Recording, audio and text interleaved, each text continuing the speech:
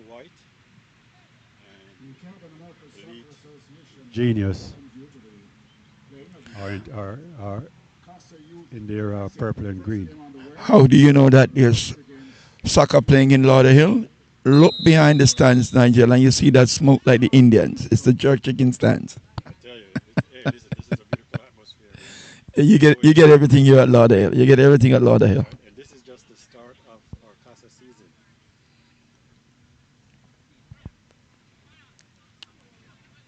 So right away, Ingenious is on the attack. First shot, Fresh shot on goal. Good save by the keeper. Ingenious looks threatening already, Nigel. First attack and direct on goal.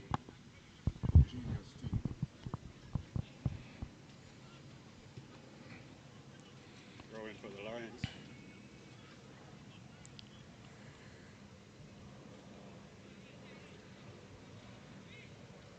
I wonder who's going to watch these white uniforms after this game, Nigel. They need a sponsor for that. Lauderhill Almost had an opportunity here. uh, Could have missed it.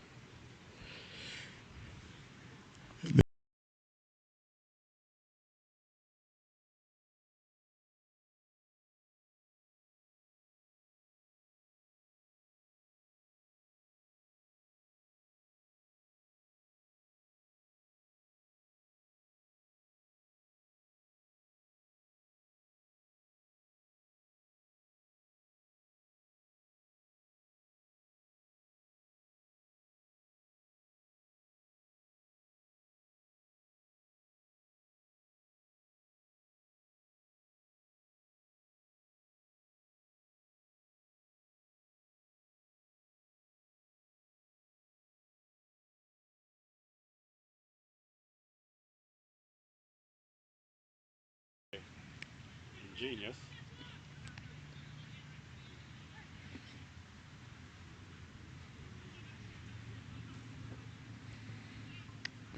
If you're watching online, remember these are mostly high school players here. Yeah. Trying to demonstrate their talents for the many coach that's here and also watching right here on Flexx TV. It's good. It's good viewership, Nigel, where people can take a look and see for themselves what's happening in Florida, I think we have the another first football field. corner kick. Goes to the Lions. Lions on corner. It's the second corner kick, Nigel. First one was after the throw in. It was a throw in. And we see what they do with the set play.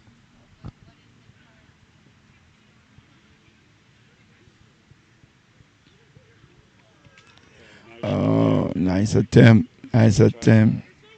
Try to get his foot around that ball, but not quite. Not quite. Big guy too. He has size on him, so the defender's gonna have trouble with him up there for sure. Is that a power forward? Yeah, it is.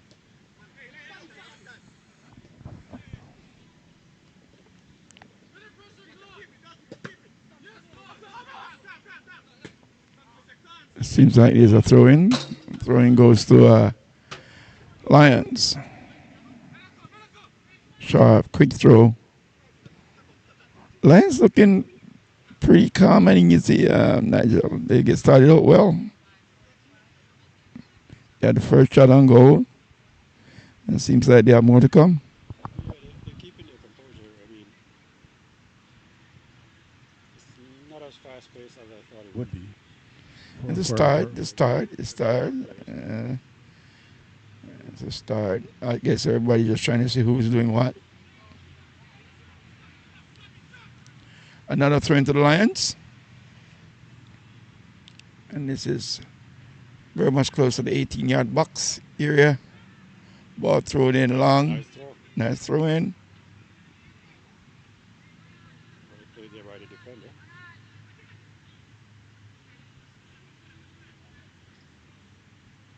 And the Lions are keeping up the pressure. To me, Nigel, Lions right now seems to have the upper hand at the early minutes.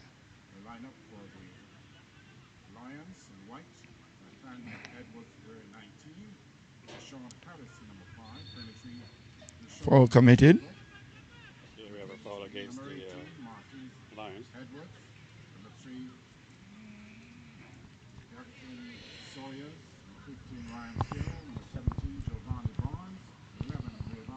you are watching the Casa 2025 Youth Classic.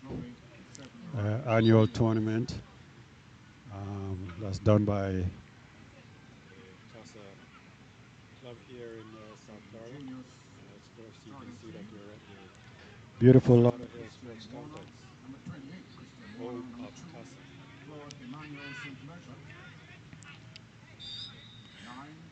Foul committed.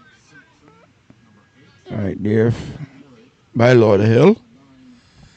So Ingenious gets ball.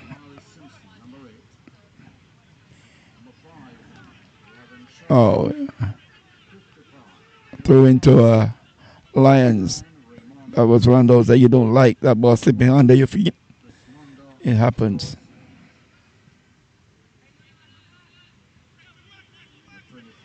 here comes Ingenious. That's ball over the top. Goalie's off his line quickly. Gotten beat. Ah, too long to had the opportunity there.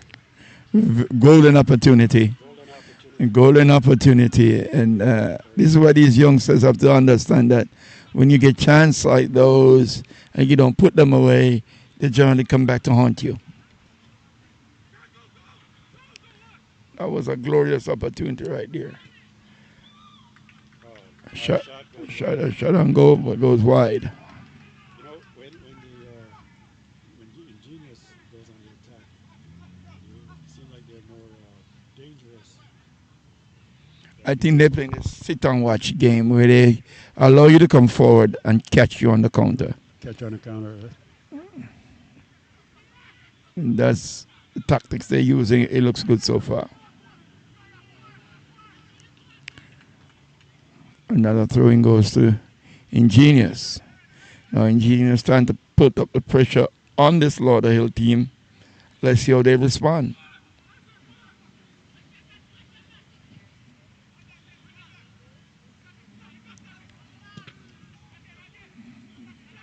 Another shot and goal, but it was blocked.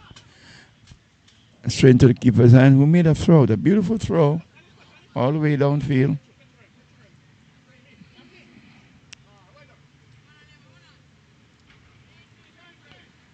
Yes, Ingenious making the beautiful passes, allowing the ball to do the work, but then turned it over.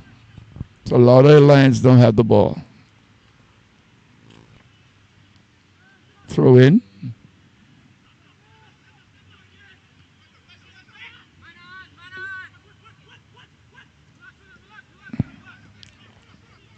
nice ball playing through the midfield.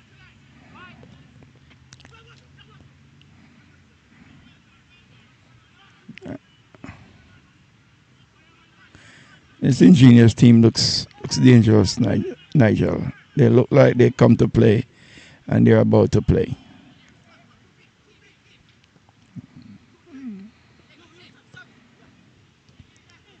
Nice touches, nice combination plays in mid part, yeah. And then they switch a play, yeah, which is good. Good football.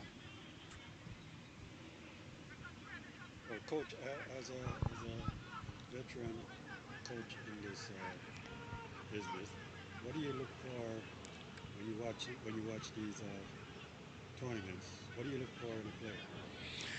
First that comes to mind is this athlete brave enough that the first ball he gets, he's not going to pass it, but he's going to make something happen positively.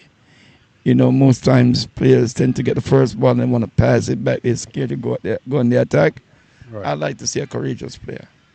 That tells me something about that player.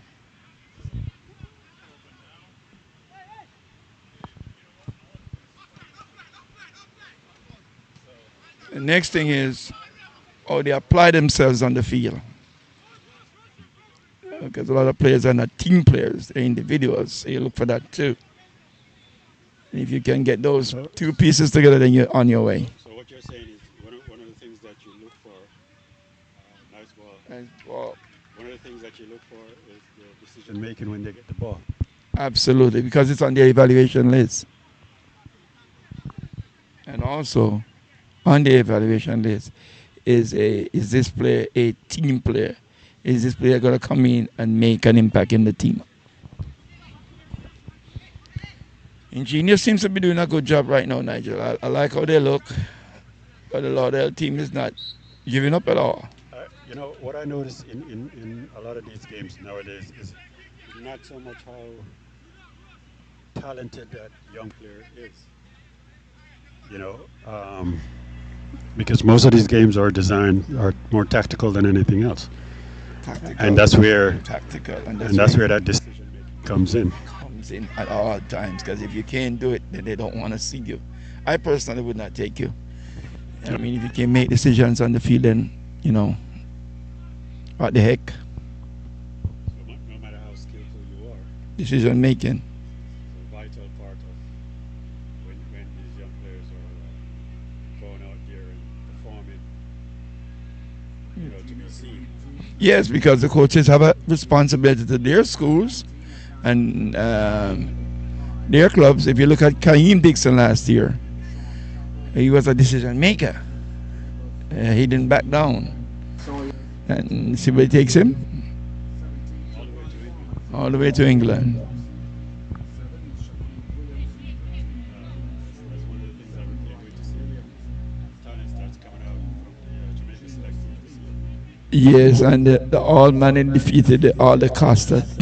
So that was a big thing in Jamaica. So let's see what happens here when they come here. There's a young man on the Jamaica team that should be spanking on form. Disheartening to me that, you know, Forward on the play. teams can't win all the time. So No, the Costa team looks good. The players on the Costa Cup team, I like them. I tend to like the Costa Cup players, even though I'm a Kingstonian, because they're hard running every time. well, I'm sorry to hear that you're a Kingstonian. You know, it's okay. Hey, all of us could not have been born in Manchester, Niger. Same issue we If you have notice, here. if you notice, Kerry and I are coming out from the same stable. I know. I need to move to Manchester. The mayor-elect in Lauderhill, she's from Manchester, Nigel. Yeah, Wow. Miss Denise Grant. Miss Denise Grant. I happen to know her son. I don't know the mom, but I know the son, Joshua Grant. In Jamaica's under 20 goalkeeper. Another opportunity for Lauderhill Lions, but that forward for Lauderhill, he's getting those opportunities. Yeah, But- and you know what? He's working hard. I thought Yeah. his size would have factored in that he's not moving, but he's as cunning as a fox. A big man up top is very, very cunning. I like it. I want to see what he does when he gets if and when he gets a chance.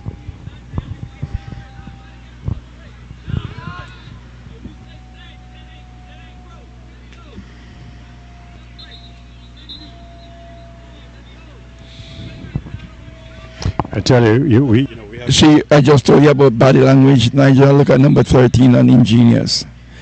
That's where you look at them and you say to yourself, should I, would I, or could I? You know, your body language also is a part of the coach's decision. You know, things don't go right, we got to fix it and let's get back to work. you know we have to give it up for the Lauderhill. What should I call them? I don't want to call them politicians. I want to call them the Lauderhill. Well, the Lauderhill board. Mm-hmm.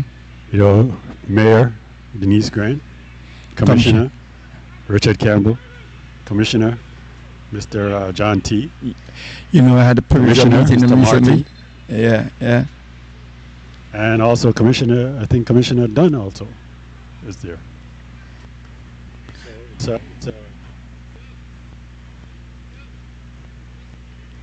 a very, very good board that they have over there. I would take a look at the replay there. Yeah, that Uh, big power forward there just ran straight into the keeper. But the keeper he has size too, so he can take an impact from that guy coming in. So he's right back up on his feet, and the action continues.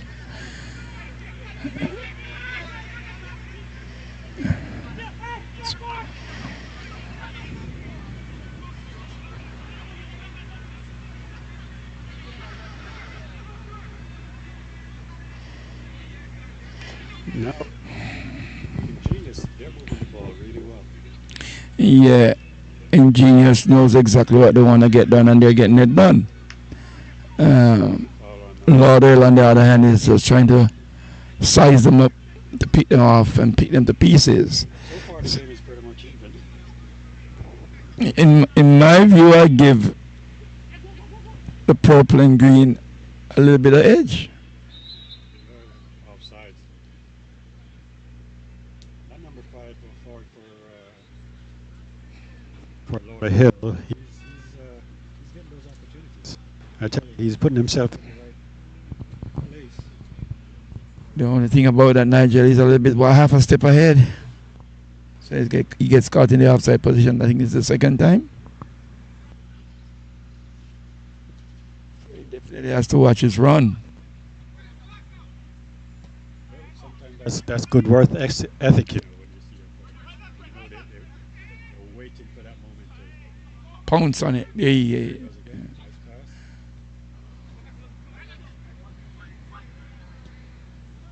What a Beautiful beautiful ball. pass from him. That's what you're looking for. Decision making. Ooh, a shot but didn't go Nice on shot. target. A Right. shot but not on target. Now you talk about decision making. You know, if we take a look at the replay, he has one player here. Give it back to the 5. Give it back to Give it back to number 5. He gave it to you beautifully. beautiful, Just give it back to him. and And then and yet is there perfect shot right on there. goal.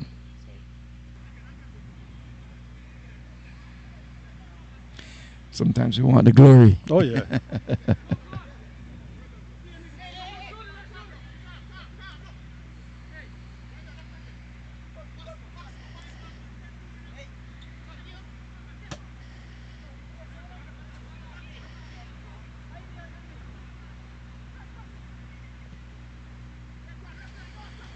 So far, so good, Nigel. It's I tell you, even Steven. pretty much an I even was giving game. the edge to Ingenious, but Lauder seems to come in. Uh, Oh, another long shot shot. on goal. Way too high. Not on target. See another. I think the decision making again. He had a pass, but Easily. you know, once you see that goal, He's gonna go for it. Go for the shot. I don't mind they taking shots, but take the good shots. you can say.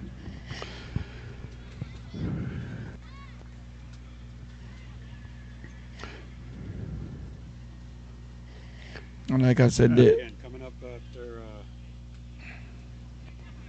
after this game is our 8 o'clock, 8:30 feature game with Plantation Rush going up against the Tobago Select team. And I tell you, as we talk about the Tobago Select team, they had a great showing last year, oh yeah, and they were tremendous I last tell you, year. I'm gonna get the information for you, but I think that one of the outstanding player, the goalkeeper, picked up a full 4-year scholarship, Yeah, after and there's a couple universities. more players that I know that got scholarship from that Tobago team. You know, Yes, so that's exactly what this is set up for. Universities. If you want to go to college, you got the grades. You know exactly what you want to do. This is the occasion to display your talent so everybody can see you.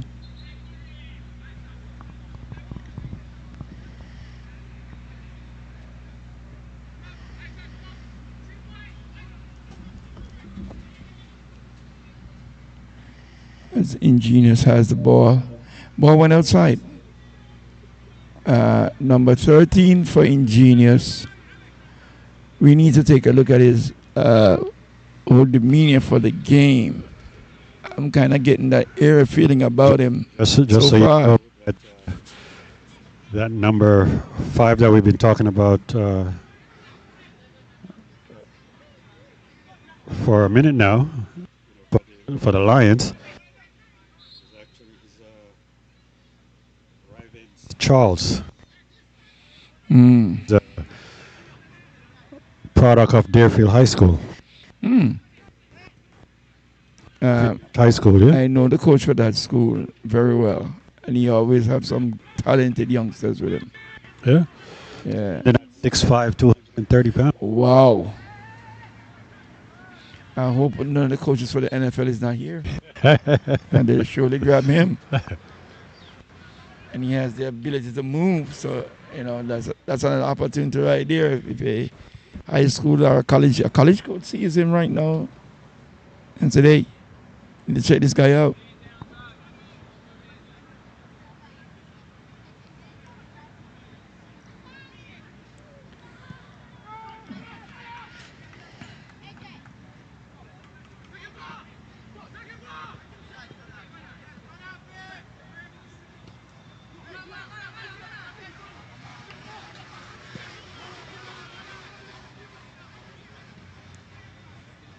Wow.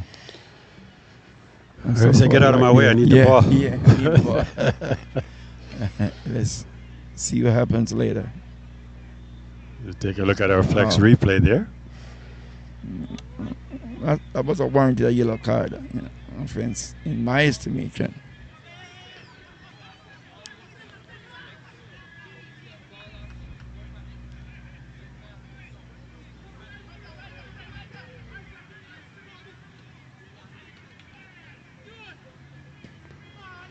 Ball over the top. Goalie, beautiful done by the goalie. Acrobatically done. Long shot. Shot on goal. That could have cost them. But Yes, had it been on target, it would have been a solid goal. The thing about that is his decision making was the kind of decision making that you want to see a player Yes. takes. Keep it out, go for it. And one thing I noticed with the Lauderhill goalie is that he's quick to come off his line, Yeah, and that's a good thing. Sign a good I like to see goalkeeping. I like to see a goalie that comes off his line with confidence, not hesitate. No, If you're gonna come, you're gonna come. Yeah. He knows what he wants and he's getting it done. That's the kind of stuff that you look for.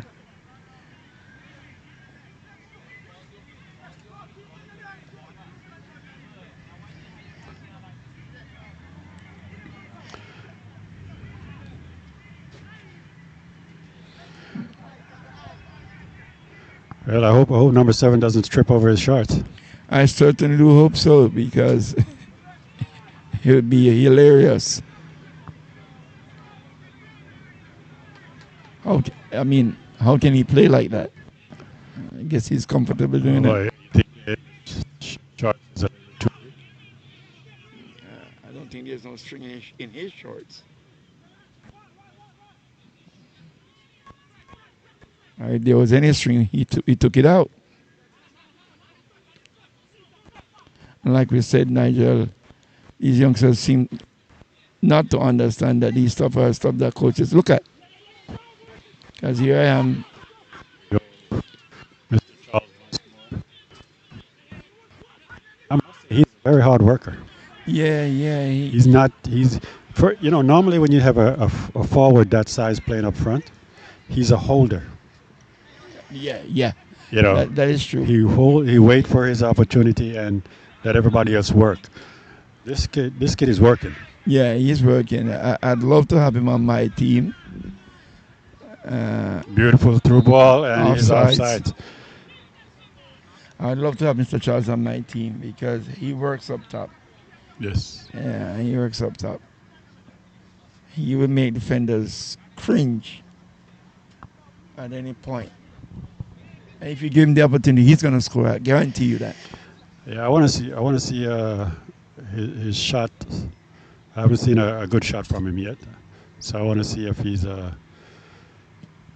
To me, he's more like a playmaker right now.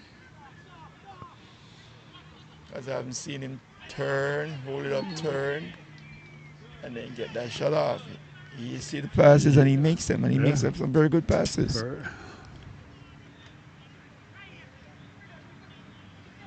Was today's first encounter between Lauderhill Lions and Ingenious League being handled by referee Julian Molina, Michelangelo Impini. Ricky Hem is the first assistant referee, and Michelangelo Impini. I think he got an elbow to his face there Yeah, as he we picked up as an we elbow. took a look Yeah. at the replay. Yeah. They swing them elbows from time to time. First line of defense. Oh yeah. If it catches you, you know you're going to have to pay the price of a yellow card or maybe in the back pocket. I tell you, if you're watching and you would like to come and watch a game live, if you're local here in South Florida, we're at 7500 West Oakland Park Boulevard at this beautiful Lauderhill Sports Complex. Is that the city of Lauderhill? That's in the city of Lauderhill, and the home of Casa. Shot on goal again. Shot on goal. But again, as we talk about decision making, you had 4 players in the strike zone, and you take a shot that's the angle was very steep. I guess maybe his shorts is the reason why he didn't make the right decision on that one. So I gotta blame it on the shorts.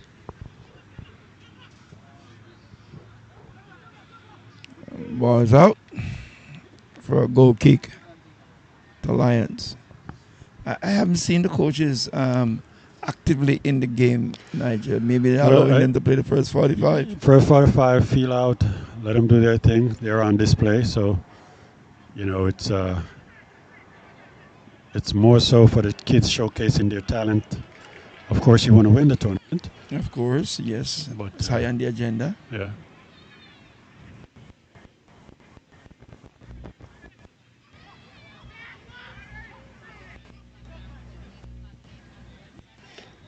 Long ball over the top. And not sure what happened there. Let's take a look at the replay.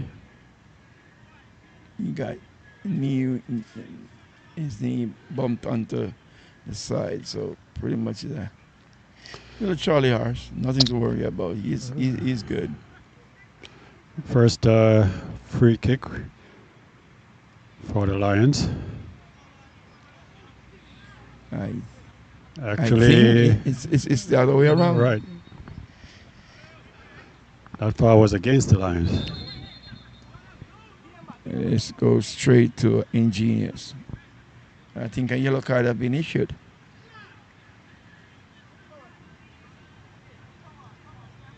Let's catch that on the replay. I think the referee just issued a yellow card.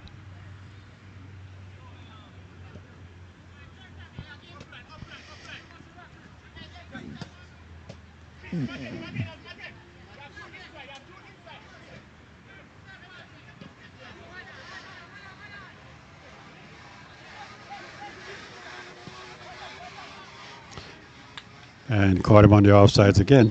One more time. You know, when that happens, right, you have to look at the ball, the person with the ball at their feet. They make the decision a little too late. Exactly. And sometimes when you move too fast, they ought to know not to make that pass. You can ask young James over there. He would do better than that. Well, you know, one of the key to playing that position, coach, is the eye contact. If you're my midfielder and if they play together, once you make that eye contact, you know I'm going. Yeah. So let me go. See, these are some of the things these youngsters don't know. They don't know that these are keys to their success. Great eye contact.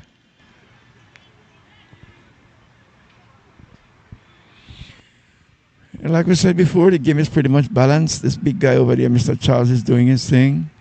Where's his support? Right there in front of him. And we have the second corner kick for the Lions. Let me see what they do with the second set play that they get, how well they handle it. because it's important because a Yeah, corner if kick you is look a at set piece. Mr. Shaw, he's towering over everybody at 6'5". Well defended. They need to get the ball over to him. And they haven't been able to get the ball over to him. Corners are falling short, and Sir Charles is right there standing.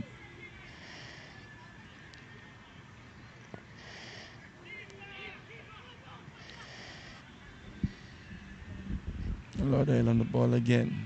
Decision making.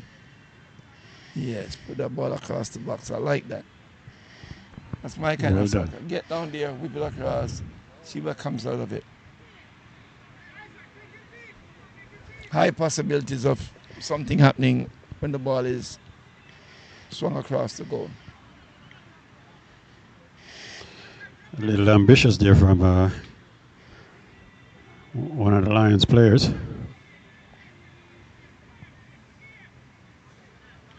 I need to see a little bit more excitement in the game, though, Nigel. We see a couple passes made quickly. There you go. This is what I'm talking about. A little bit too forward. Well, now, well done by that defender. Yeah, well read. Well read. Didn't kick away the ball and lose possession. He maintained possession and passed it back to the goalie. It was well done. You go again. How we make this decision. The decision-making process of how we do things. We get the ball up, we just turn it over. We got to keep possession of the ball.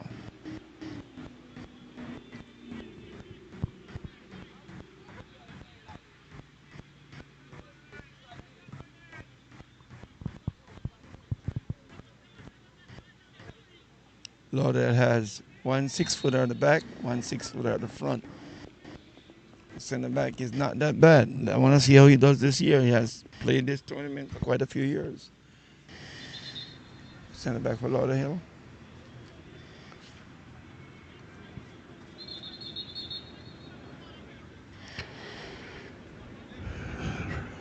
As time ticked down for the first half, of course, the official time has been kept on the field. Shows that we have 7 minutes for the first half. Beautiful ball.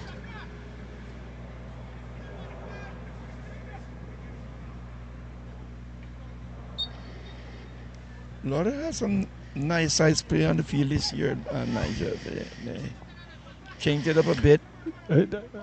You know, if I should do an analysis of the first half for each team, the one thing I noticed is with the players, they're very confident when they got the ball. Yeah, they're not scared. They're not in any rush to get rid of the ball. Look for that. Make sure that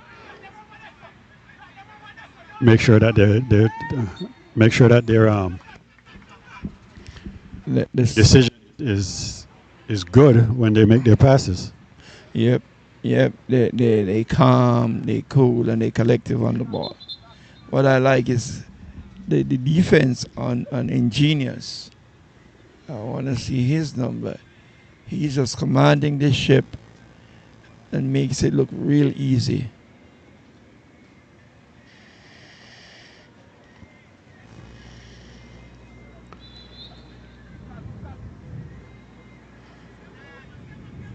Number 23 for Ingenious. He is communicating very, very well. Yeah, good start at the tournament. What I'm expecting for the second half, though, Nigel, is to see some more fireworks. To be more exciting, huh? A little bit more exciting. Definitely. Everybody's feeling out everybody, so nobody wants to make a mistake. So now, second half, it's going to be different. As we take a look at the spectators behind the goal. Customary. That's where you get everything you want. Coconut water, sugar cane, you name it, they've got it.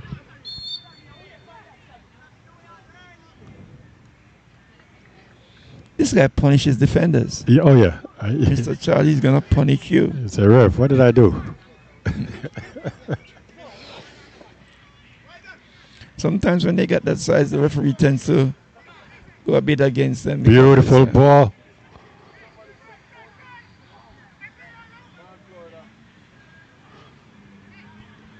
Well, and caught him offsides. He make the beautiful pass, but he stopped to watch to see what was going to happen and end up in an offside position. Offside position.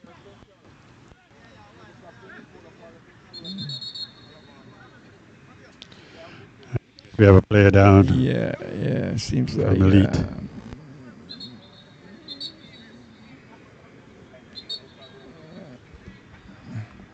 The tempo of this big guy, Mr. Charles, is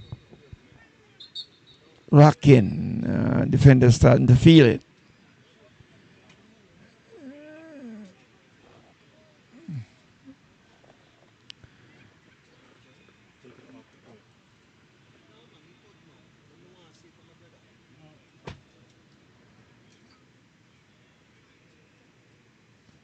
Mr. Charles will punish you, and that's what these defenders are feeling, Nigel. Strength. This guy is a big guy, Nigel. Yeah, as I say, he's standing, talking about Mr. Charles, number 5. He's standing at 6'5", 230 pounds. And he got speed and agility. Yeah. And you know something? He's smiling right throughout. So it means he's enjoying the game. He is enjoying the game. He's making his presence felt. And I think this defender got a piece of him. He's powerful.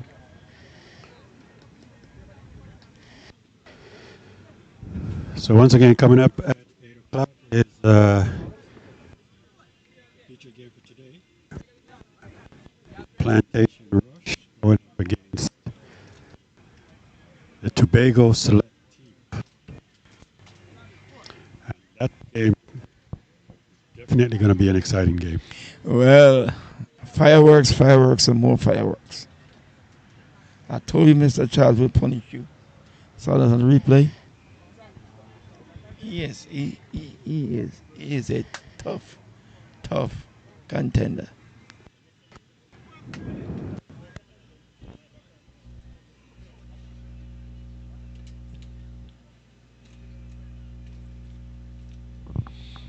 I see that the trainer for Ingenious, he came over to make sure that his player is taken care of, which is a good thing. Great work. Assisting the player when they go down. I like that. The medical part of it taken care of quickly. Definitely. And for tomorrow's games, tomorrow we have the first game at 6:30. Miami AC going up against Plantation Rush. And our 8 o'clock featured game for schools against Ingenious. That Jamaica All School Select should be something to talk about based on what I saw in Jamaica recently. They're performing Allman in all the Costa. They got some talent. And if you haven't been watching the school classic over the years, the Jamaica Select team has always dominated, other than for the last couple of years, the last 2 years or so. Inter Miami and Rush. Yeah, our winner last year was Rush. RP Rush was our winner last year. They defeated Inter Miami in a penalty shootout in the finals. Is Inter Miami participating this year? I see there's Miami AC. No, sure isn't. I'd love to see Inter Miami in it because it brings a flavor that everybody comes out to watch. But maybe they're saying it's not beneficial to them for the players to be out there. I mean, it is beneficial one way or another. They get to demonstrate their talent. Not just to, the coaches that's here, but internationally through Flexx. Yeah, Flex TV have been doing. I don't know who was the genius behind this Flex TV and all that stuff, but I can tell you, Years ago, it is a great idea. there's this slim guy. Handsome young man. Well, I'm not going to say handsome. He's a Oh slim guy. No one one knows knows his his name. name. The only thing they could have called him was TC. So yeah. yeah, I think he had that dream. Wow. came And to look at Flex this reality TV, now. Look at this reality. and His dream is dream is coming and to fruition. Well, maybe one day, they say never stop chasing one your day, dream. One day we'll know his real name. I think I have a piece of the last name. And if he's connected to any kind of that name, it's good connection. Vision, vision, vision. Like we want you to subscribe, subscribe, subscribe. and that is The end of the first first half. Score stands 0. 0. Lauderhill Lions 0, Ingenious Elite 0. Now the first half was kind of a slow build up first half. I'm not sure if the idea was to feel out each other, It is a tactical move. so we definitely need to see more Fireworks. fireworks in the second Fireworks. half. Fireworks. As you look up in the stand, you can see the Tobago select team, going to get ready for their featured game coming up at 8. Well, good start to something that's important to the youths. I always say treat the youths right. Keep the result. Look at our lineup for the week. Of course, tomorrow we have the first game 6 Miami AC going up against Plantation. Rush. Our second game tomorrow will be Jamaica All School Select versus Ingenious Elite. On, on Thursday. 23rd. on the Thursday the 23rd, 6 6:30 game will be RP Rush, who is the defending champions, from last year. going up against the Lauderhill Lions. There's a young man on that team that I do know, Zinedine McLean. And that They have Rush it. team. They Rush. RP Rush has an excellent academy going on up there in West Palm Beach. I think that's where they're located. Yeah, somewhere up that side. Yeah. Yeah. On Thursday, they play the first game against Lauderhill Lions. Second game is going to be the Tobago select team going up against Miami AC. On Friday, we're going to have 2 more games on Friday. First game, Ingenious versus RP Rush. And our featured game on Friday will be at 8:30, the Jamaica All School Select going on Saturday. It continues. Saturday we have starting at 4 the opening ceremony for the Casa season, and that starts at 4 o'clock. So make sure that you tune in for that. And then right after that we'll have our featured game, which is going to be the Jamaica All School Select against the defending champion RP Rush. So that should be a very good game, and that's on Saturday. And the Jamaica team should be looking to avenge that defeat that they got. Yes, and then of course on Sunday we have the final. Well, at 3 we have the third and fourth place game, whoever that will be. Right. And then at 4:30 we're going to have the championship game, whoever that will be. But as we talk about the opening ceremony for Casa season, Casa 2025 season, coming up on Saturday, the opening of the new season. And if you're not familiar with the Casa season, we have there's 2 leagues that play every year. You have the Super League, which is an open league, age-wise, for Casa, and of course we have the Masters. That's where we belong. Man, we belong in the Super Masters. We passed I retired from the Masters a couple of years ago, so of course you know what that is. You know, but definitely a season to look forward to. We have a couple of new teams in the league this year.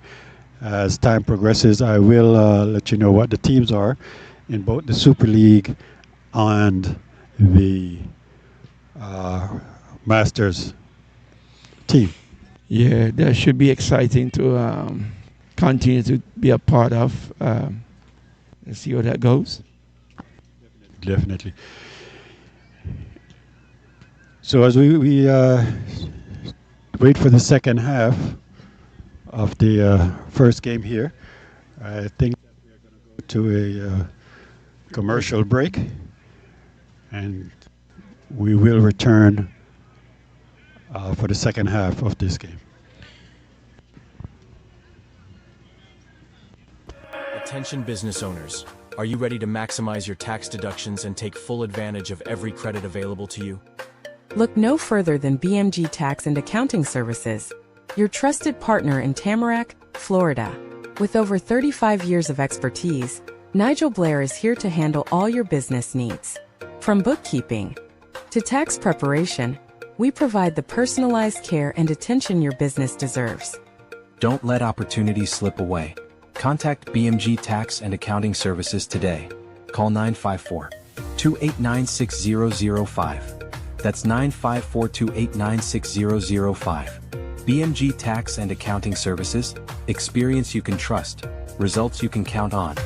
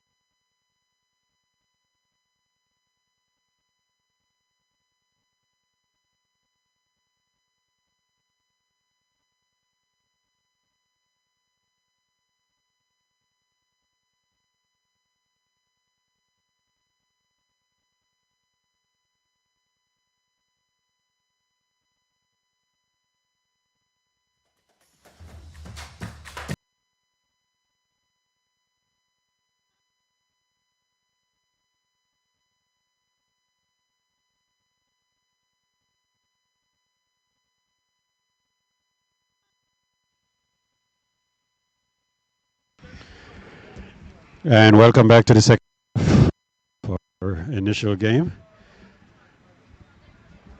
The score stands at first half, Ingenious 0 and the Lauderhill Lions 0. So if you're just joining us, you have the Lauderhill Lions in white and Ingenious Elite in burgundy and green. Now let's see if these teams can pick up the pace here in the second half.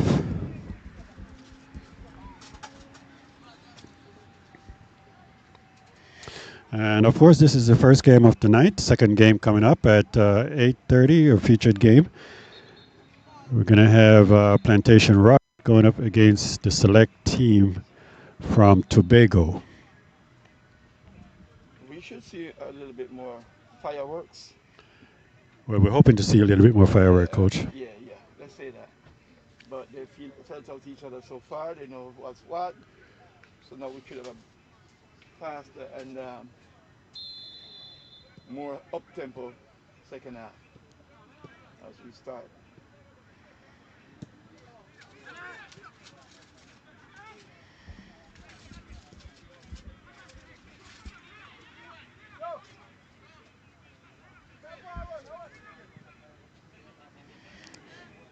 Ball over the top, directly to the goalie.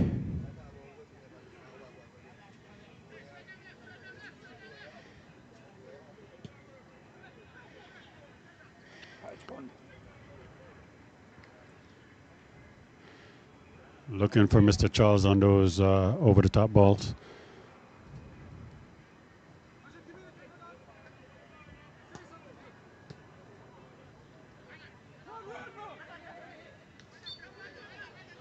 And ball get away from him, go out for a throw in for the Ingenious.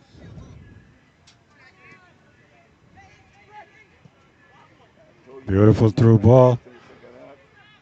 And it's shaping up to be that way.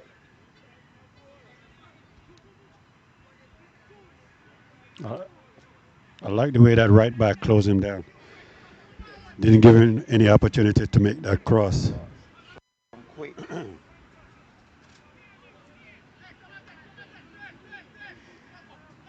Miscommunication there. That seems to be a thing that's going on with them. Maybe they haven't practiced enough to get a Nigel.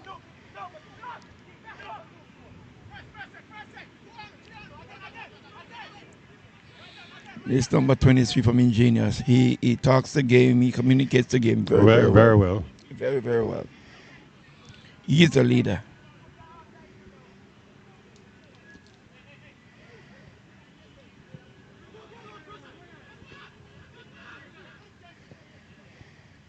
Nice ball across the middle. Goalie, as usual, come off his line His goalkeeper, he knows what he's very doing. quick. Very, very quick off the line. He covers his 8-yard area very well. And his 18-yard box, he commands it.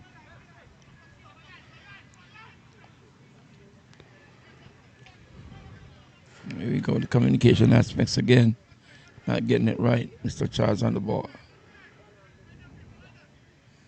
No, a lot of people Well see done. Mr. Charles and think Mr. Charles ain't got it, but he got it. Mr. Charles certainly has it, Nigel.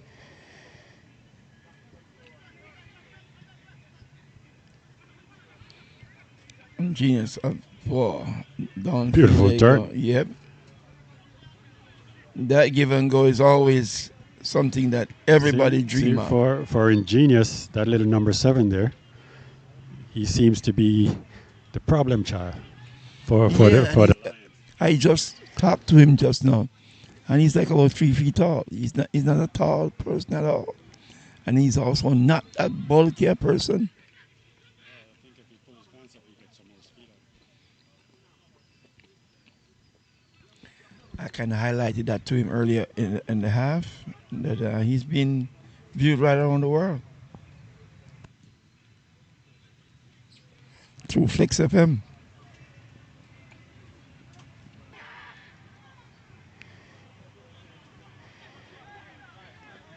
Now, what I want to see from that is to swing that ball across. Yeah, That little, that little deflection can go anywhere. yeah, but and that little anyhow. chip there is not doing any justice. The little chip is just like I saw a Premier League game last night in Jamaica, where the defenders barely put that ball inside the box for Mr. King to score a beautiful goal for Cavaliers. Same thing here, same soft touch. And they need to get that ball up and out.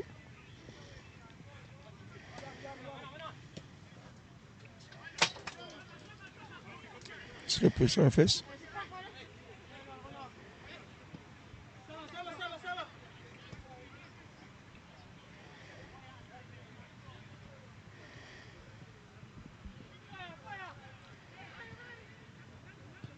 Tell you that little number 7 is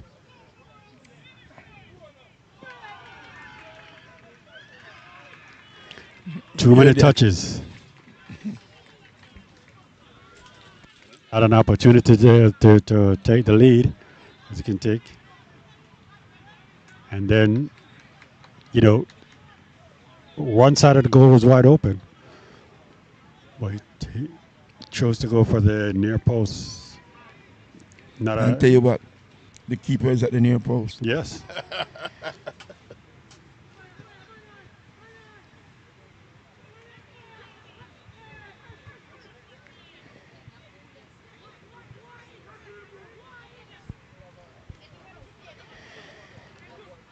They're not taking their shots. I don't know if they want to walk the ball into the goal. That's more like a scrimmage mentality. And let's see, no call.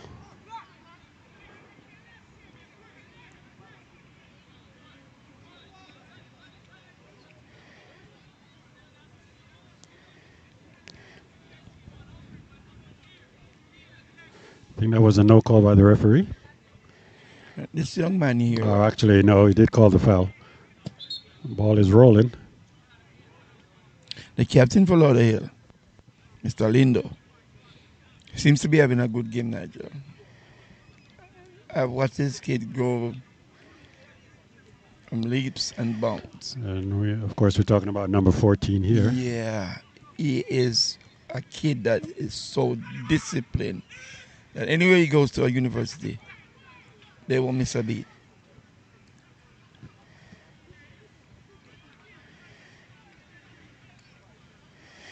See, this is the same thing that I'm talking about, Coach. They're not taking those shots. They're getting the opportunity, but they're not taking them. They're not pulling the trigger. And that is why we cannot find another Luton Shelton. Because Luton Shelton likes to shoot. We don't have that anymore. Everybody wants to dribble the ball into the goal, and the goalkeeper is already there. You're not going to go anywhere with that. So we have to start developing sharpshooters from the outside.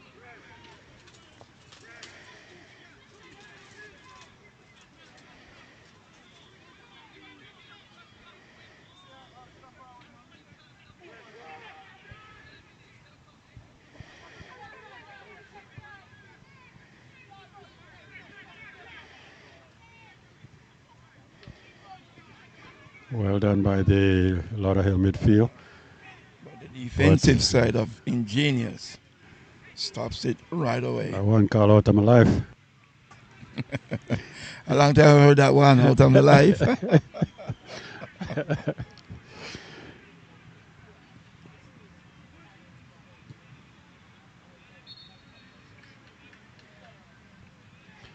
And we have a direct kick. There's two big guys on the Lauderhill team. Number 55 and number 5. We know Mr. Charles is number 5. We need to find out who's number 55.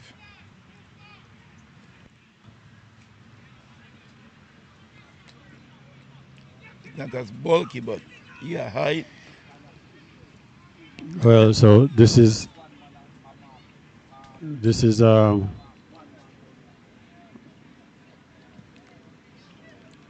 that's High what I and wanted to see, wide. his shot selection.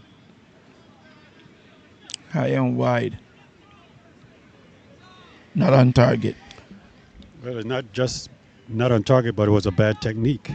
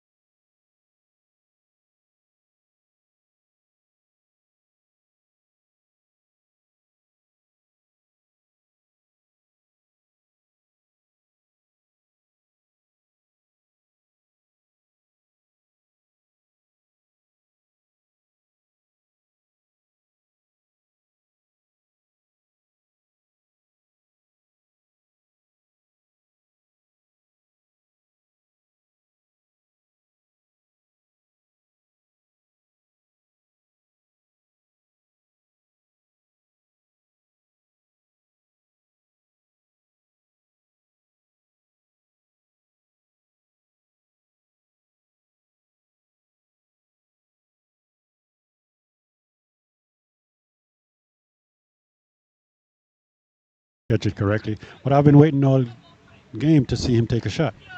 He hasn't taken one yet. You know, he's working hard. He's getting himself in the right places to receive the ball. But I want to see as a forward of his size, beautiful shot. Well done. See shots like that that number 22 just take. I want to see from number 5. Like I said earlier, Nigel, he doesn't seem to be that guy with a shot, but he seems to be the guy with a pass in his foot. And we have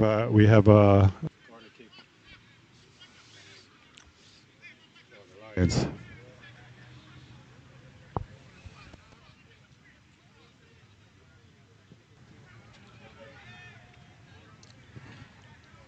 Up and away it goes on the outside. Again, the techniques are not good, Coach. They haven't mastered the craft yet, Nigel. That's where they're lacking right now. You know. What I'm seeing, those, like for instance, that corner kick that he just took, right? Never followed through the ball. No, he just barely chipped it in. Chipped it and chipped it out of bounds. Chipped it out of bounds. The way they do things nowadays is different. And I guess it works for them at times, but if they do it like the old way, they'll get more out of it.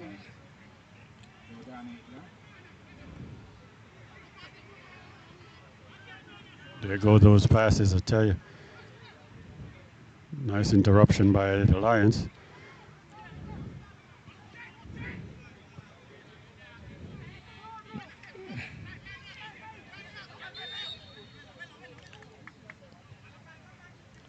Foul on the play, arms in the face. The referee sees it and he makes the call.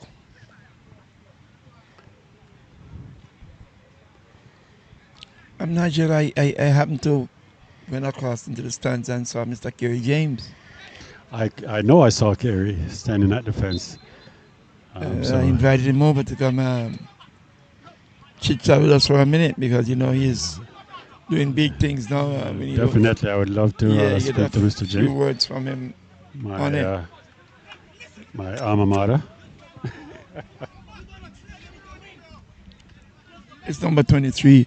I would love to have him on my team too. For Ingenious, he communicates very, very well.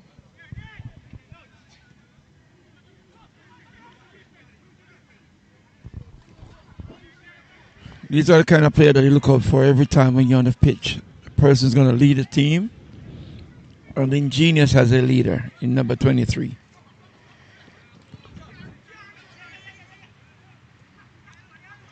And he plays well too.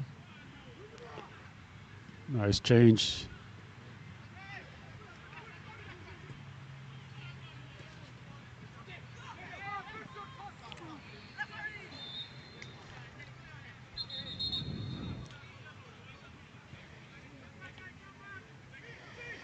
Captain is arguing a point.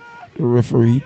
But no need to argue the point because the referee already made a call. The referee is saying, give me a chance to blow my whistle. See, again, I don't know what's going on with these. Poor shot selections. Very, very poor shot selections.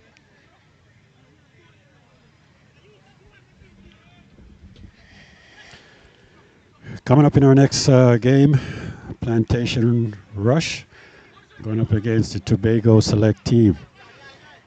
And once again, for all our viewers on Flexx TV, please make sure you hit that subscribe button, the subscription button.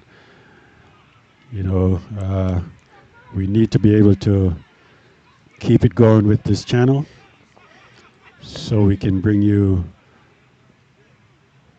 different games from all over the state.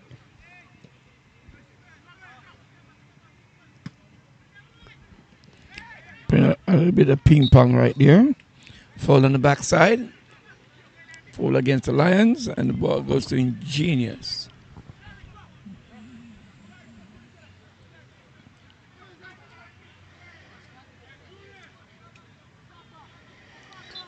And we have a free kick for Ingenious.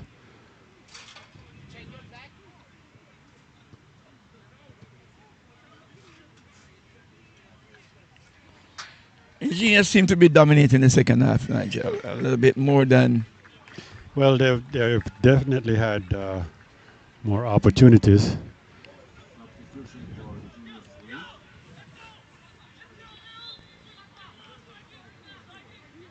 Leaving the game. See that beautiful little pass right there? And they made 2 or 3 combination passes. That takes the ball directly in front of goal. Ricardo Butt, number 2, comes in for the Ingenious. They closed the door on him there. But relentless, got it back. And ball goes out for a goal kick.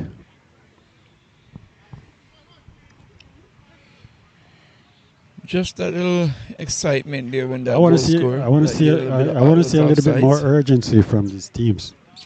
Well, Nigel, I think they're right now they're giving their best. When you give your best, only that's good enough.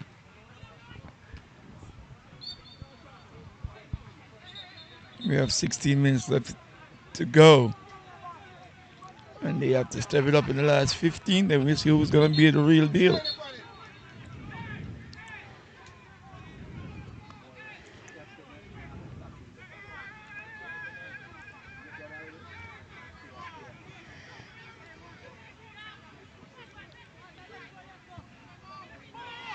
Mr. Linda is about to give you one of those kicks that's going to go direct.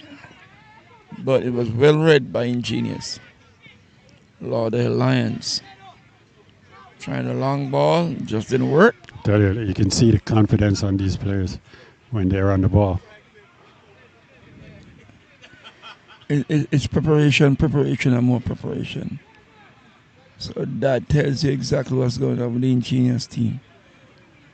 It seems to be possessing the ball, making the right decisions, and they're patient with it.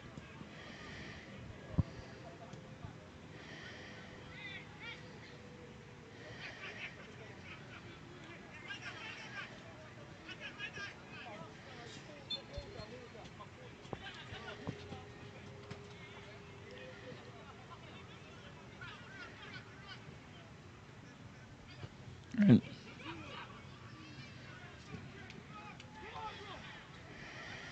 decision making again. Yep, you have 3 players in the middle here. Get that ball. Get that ball across into the box. We noticed something, Mr. Blair. They bring the ball from one extreme, and when they get to the final third, they don't know exactly what they want to do. This is what I want to see. I want to start seeing these finishes. Man pulled up. Making a substitution, the Lions leaving the game, number 39. But do remember, we have games all day this week. 2 games every day, 6:30 and 8:30.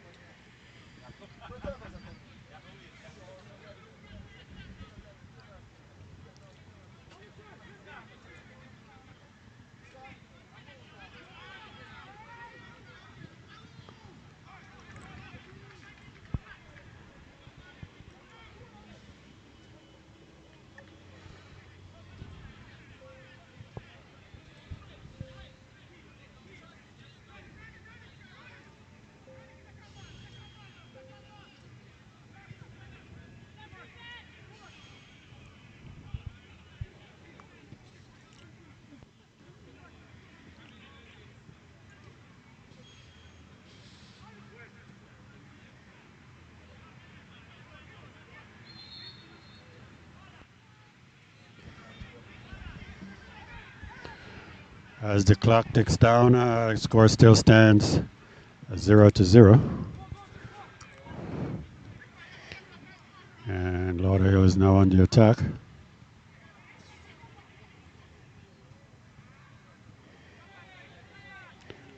You take the ball from one goal, get to the other goal, and then you find out third decision. Another player pulls up. Fitness is getting to them. I guess The weather is not that bad. No, it's not. So, and Some of these players, like, it's like they're not unusual used to to see playing young under the players like light. this having. Maybe the light is affecting them, I would suppose. They should be fit and ready to go.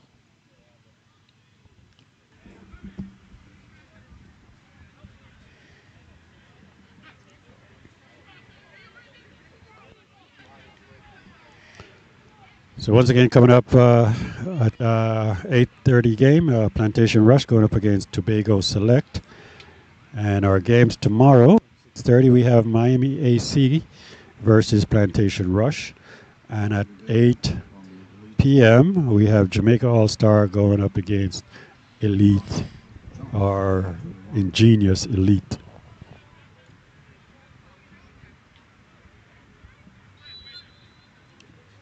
Minutes on the clock. Nigel, I don't see anybody breaking this deadlock, but I could be wrong. Welcome to Lauderhill Commissioner John T. joining us. John T. and his wife joining us here at the park for this evening's game. One of the many commissioners on the Lauderhill City. Another opportunity for Ingenious.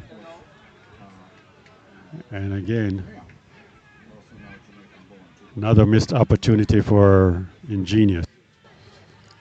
Like I said, Nigel, when you get right inside the 18-yard box. See, again, the technique, if you take a look at the shot, the technique is not there.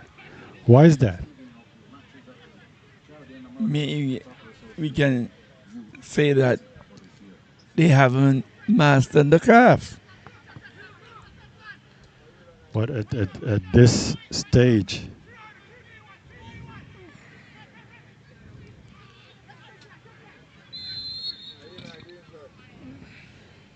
and we have a whistle, and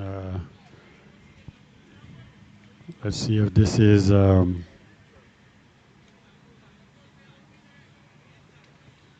this a foul against the Lions? I don't think it's against or is it against Ingenious. Ingenious? It's against Ingenious.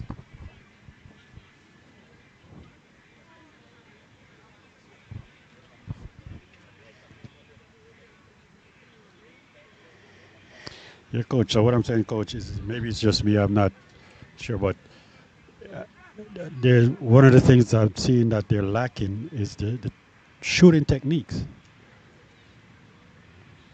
At this Yeah. stage, Nigeria, if they don't have it, it's So hard for them to get it and apply it. You know, and So these are what things, you're and that's seeing why. right here in front of you is where the coaches are going to make their decisions. If they're going to take players, and the reason why they take the player.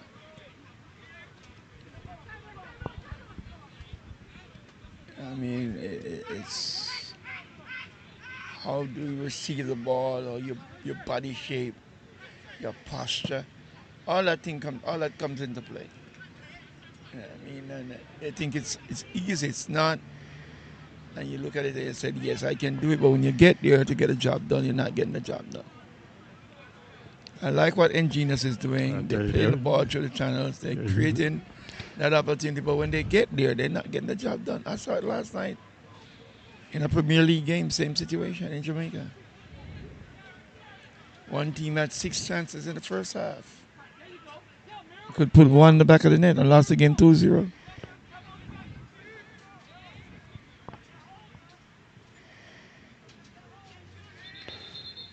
One more player down. The player down, and we have a throw in for.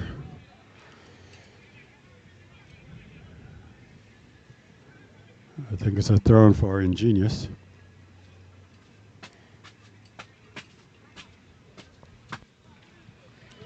He seems to be a bit. It's the captain. He's getting up on his own. Coming up tomorrow is the Jamaica's all-school select team. You know, I think if I'm not mistaken, they're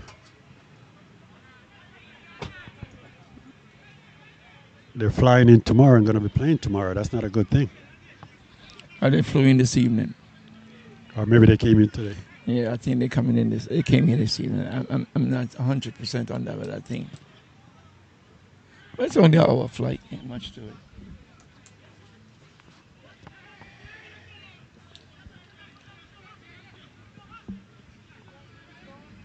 decision making.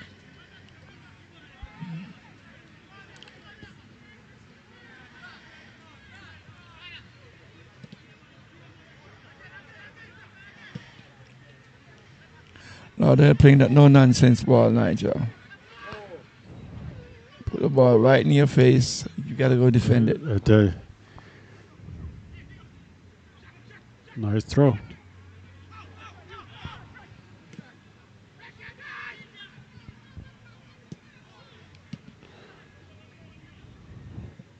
See how long it takes to make the pass?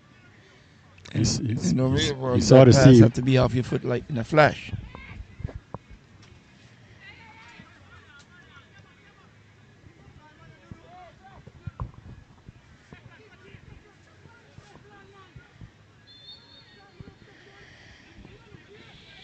And for committed, Lauderhill has the ball. Lauderhill, they haven't made that inroad like they did in the first half, but it may be coming.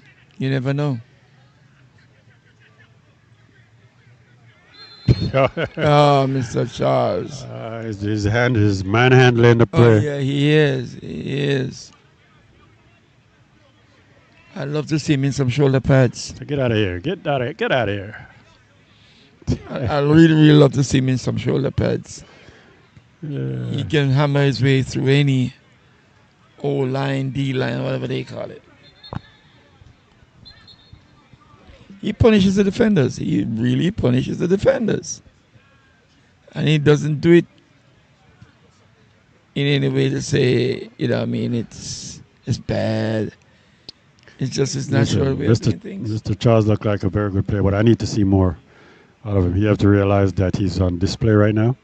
I need to see those finishes. You know, he's playing the number 9 position. And we can see that his work rate is very good. Yeah, well, yeah. But at the end of the day, I need to see him hit the back of the net.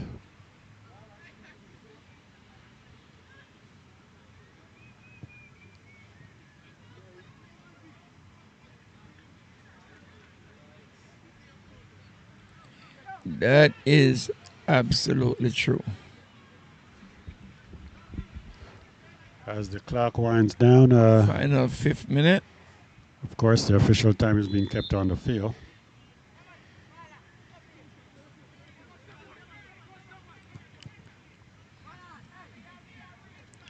I don't think a miracle to see somebody score. We're not going, they're not going with intention of scoring. And that's what's beating me right now. And we have They're moving the ball around very well. The They get to the final third and then we don't get anything out of it.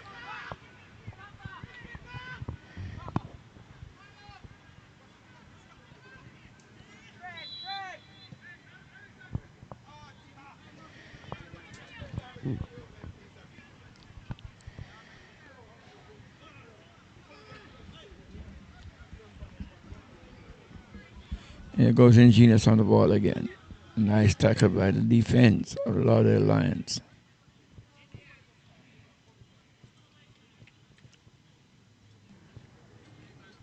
Seems like the Plantation team is already ready to go, Nigel. Both teams are ready to go for the second feature game. Of course, Plantation Rush, as you can see behind the goal there, waiting to take on the Tobago Select team.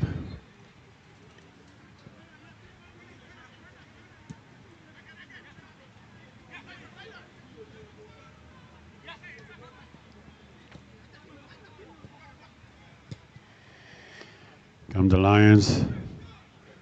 Nice ball across the... Oh my God, that's another beautiful opportunity to score.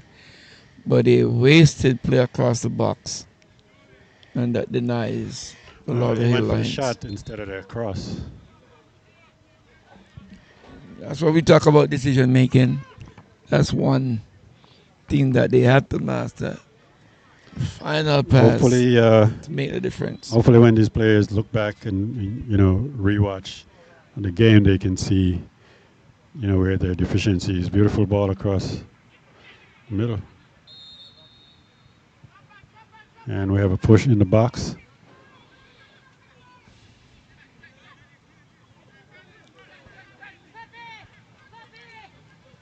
this for these two teams that I've seen so far, as they go deeper into the tournament, they have to take it to another level. Oh yeah, definitely have to step it up.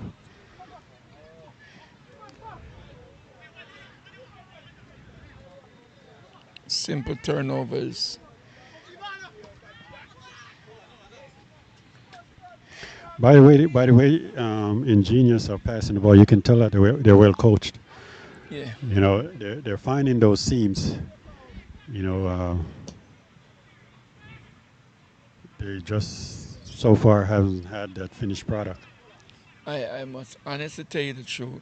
I see one or two players on that Ingenious team that stood out to me. And one is the captain, number 14. Uh, he fights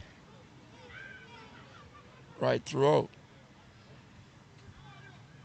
The other one is the one that makes life miserable, the number 7, and the Yeah, Ingenious team. but I don't think he's not on the pitch right now.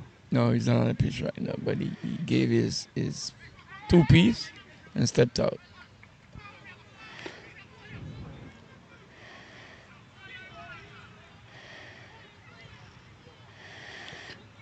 You know, I like the way the Lauderhill defense just collapsed right there, back on the forward.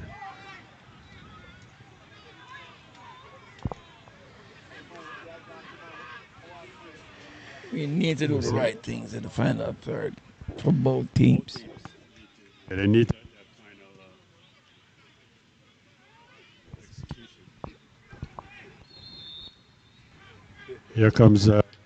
Manners, It manners, was cool, man. When I come to a place and I come show them love, brother. There, see, manners, sir. manners, manners. But this is the second one over there. You know what? It seems to be a situation where this game is going to end up in a tame draw. With 31 seconds on the clock, I don't see anything happening. And let's see if the goal. Oh, the goal is way off his line. Well done, keeper. Well done, keeper. I like that. Yeah, I yeah. like that. Keeper is involved. That's the best excitement for the game. Why are you holding the ball so long? The officiating is really, really good. I applaud this officiating. He's on point and he makes the right Well, decisions. this may be the last opportunity for the Lions to put one in the back of the net. It says 0-0 on our clock, but the official time is kept on the field And let's see, number by the man in the 22. yellow and black.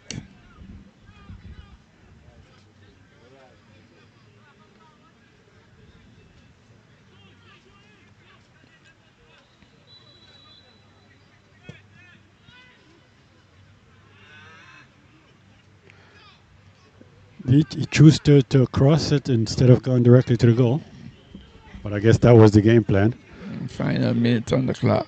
And as a referee looked at his clock, and That's the that final whistle. is the final whistle. I think my Now, prediction is right. I think he was trying to go for the shot with the outside of his foot, but it went the wrong direction. Exactly. Like I said, they have mastered the craft. You know. So we come to the end of the first game with Ingenious 0 and Lauderhill Lions 0. As I said, Coach, this as we take a look at the first game, they need to step up. From my perspective, both teams need to step up, and we need to see some finishes. Certainly, if you're going to play that We- Rush team and that Jamaica team that has all the talent that they have there, plus this Tobago team, you got to step up your game. Yeah, we can tell that they have the talent, but they need to show it now. They have to realize that they're basically on an interview process right now. Well, that's true. And they only can do what they have to do. And as you see, we have the next game coming up, Plantation and Rush, going up against Tobago. Stay tuned for the when we continue.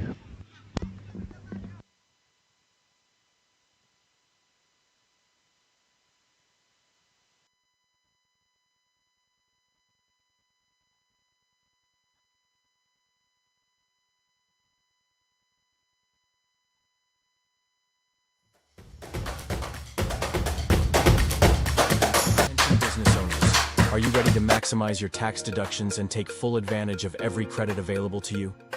Look no further than BMG Tax and Accounting Services, your trusted partner in Tamarack, Florida. With over 35 years of expertise, Nigel Blair is here to handle all your business needs. From bookkeeping to tax preparation, we provide the personalized care and attention your business deserves. Don't let opportunities slip away. Contact BMG Tax and Accounting Services today. Call 954-289-6005. That's 954-289-6005. BMG Tax and Accounting Services, experience you can trust, results you can count on.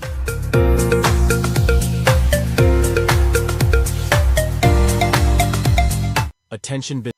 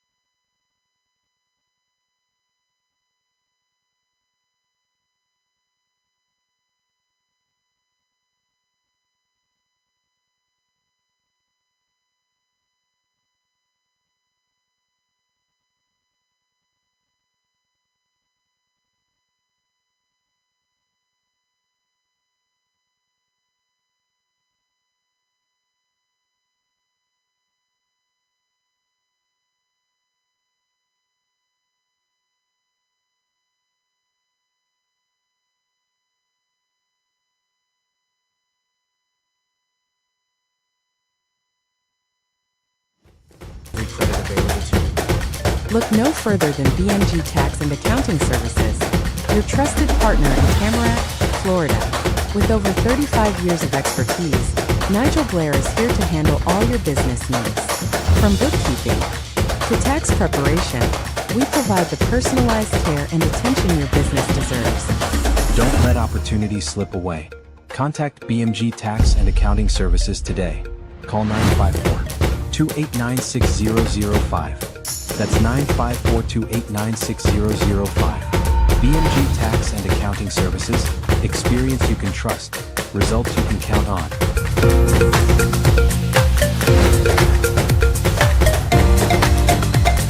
Attention business owners. Are you ready to maximize your tax deductions and take full advantage of every credit available to you?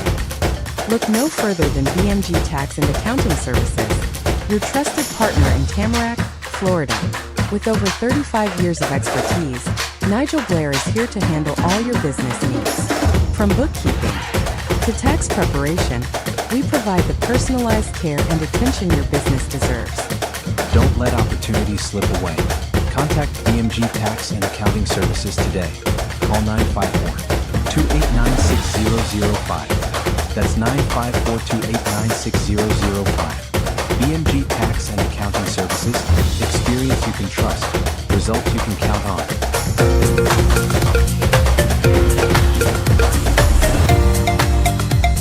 Attention business owners. Are you ready to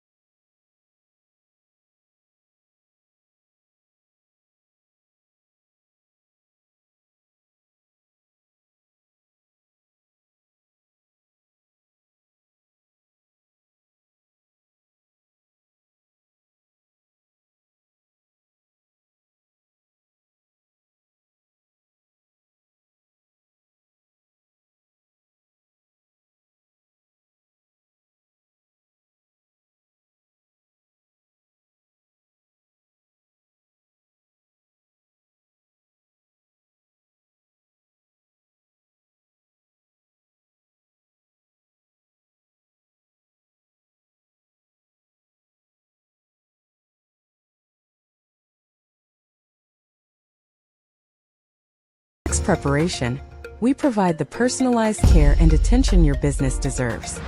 Don't let opportunities slip away. Contact BMG Tax and Accounting Services today. Call 954-289-6005. That's 954-289-6005. BMG Tax and Accounting Services. Experience you can trust. Results you can count on.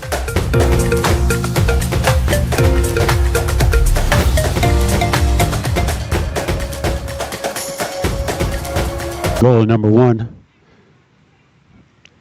Kareem. Does that name sound familiar? Yes, that outstanding goalkeeper. I tell you.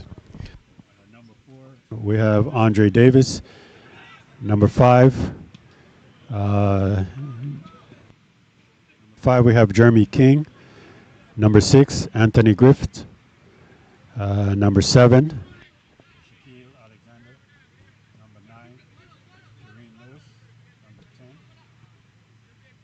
O'Neilly O'Brien. Number 11,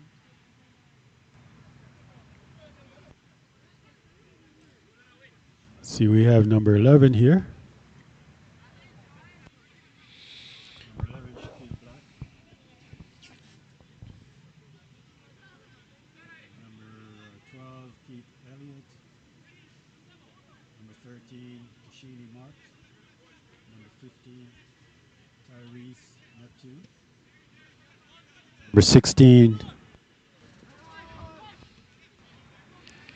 Number 16, Adriel Del Rimpe. Number 19, Jafari Davis. Number 21, Justin Clark.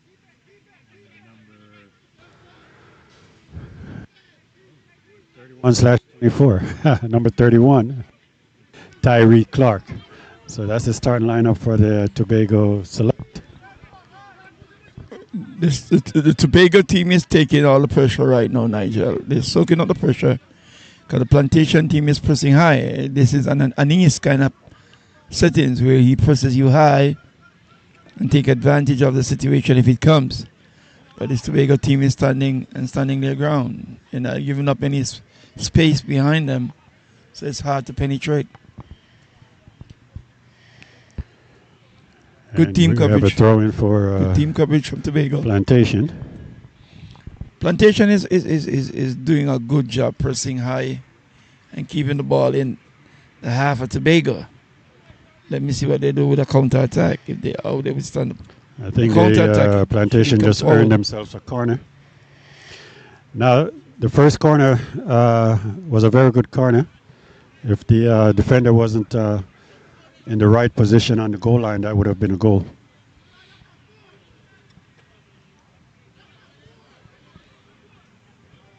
It is good to see this kind of action so far. With only a few minutes into the game, it looks like what you want to see. This is what we're expecting, Nigel. I think the surface got a hold of him that time. They didn't get a good shot off. But they will have to read the adjustment, don't they? Saw what his intention was.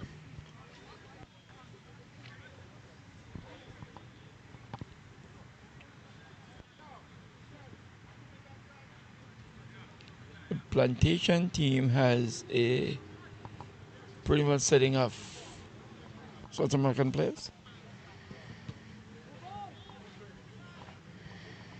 There seems to be a lot of South American players on the Plantation group. While Trinidad and Tobago has Tobago team. Don't make that mistake, Coach. It's a Tobago select team. It's a select team. They are pretty much the dominant African American. Beautiful through ball. Selection. A little bit too much there for the. Yeah, overplayed.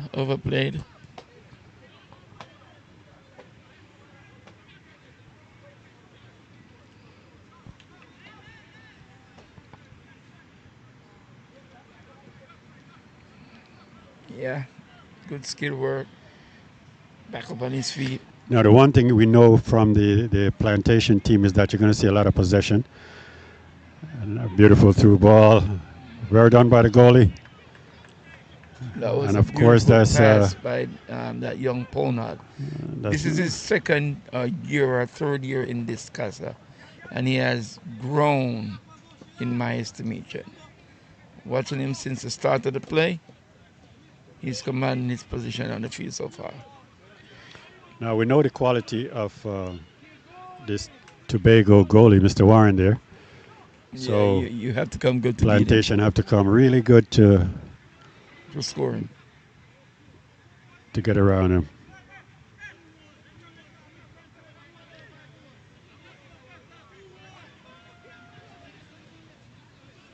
You remember back in the day, you would not pass the ball back to the goalkeeper, Nigel? Oh yeah. Now, That would be a no-no. so and this is a traditional Plantation play playing out up the back.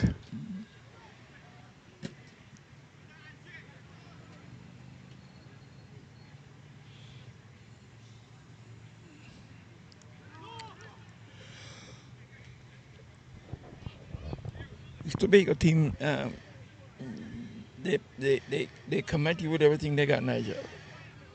Oh yeah. They're not backing down at all. Now the difference with the Tobago team now is that now the coach makes sure that they're used to the.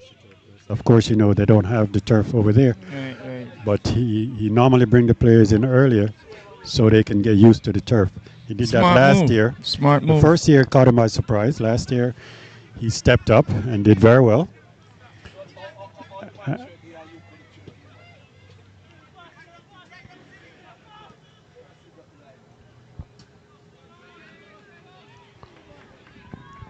Here comes Plantation on the attack. Beautiful through ball. Tobago is stout-hearted in defense.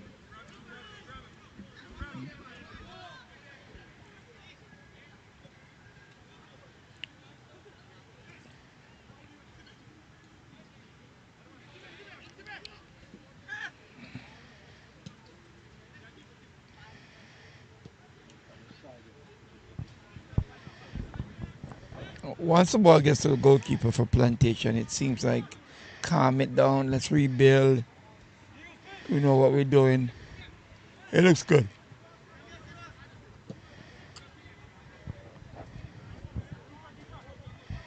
I think that was a little miscommunication there. High foot. Well, he didn't mean it. I think that foot got him in the face, Nigel.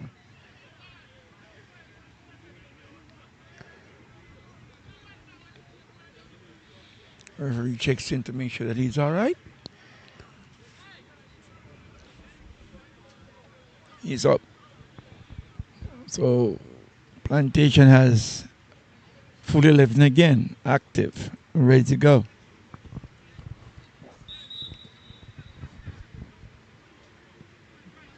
So the referee handling this evening's second encounter, Ricky Ham.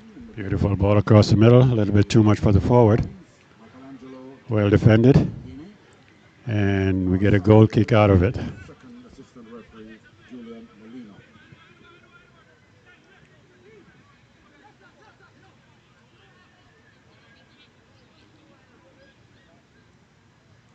Mr. Warner knows his role and he plays it very well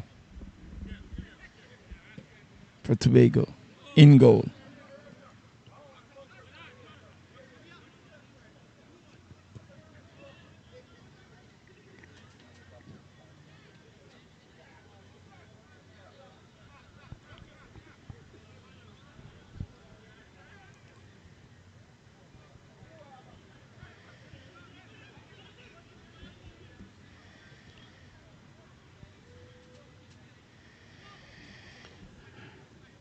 You know, Plantation keep knocking on the door.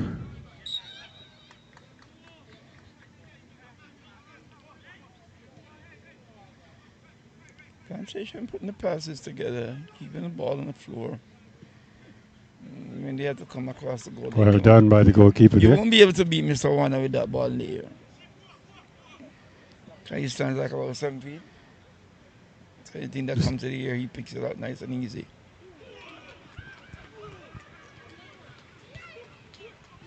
Plantation with ball at feet the again. difference with Tobago, they're playing with one forward up front,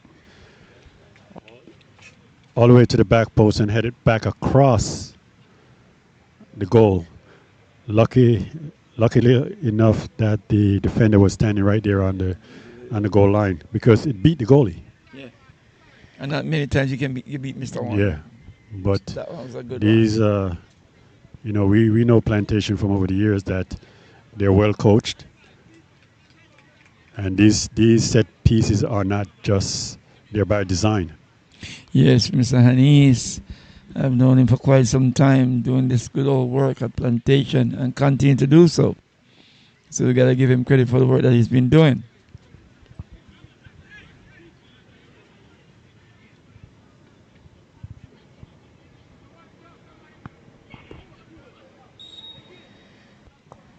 Corner's in. To the back post. A little bit too far on the back post there. I guess he didn't know his strength. A little bit too hard.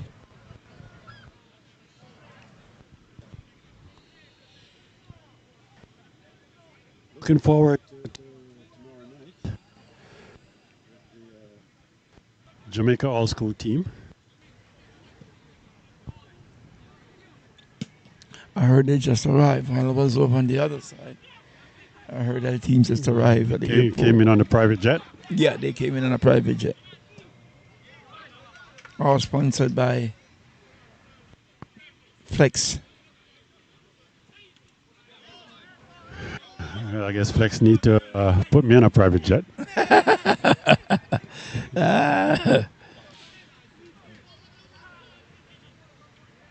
But yes, Tobago is not giving up. They got a life in saving that penalty. So now they're saying, hey, let's take it to this Plantation team.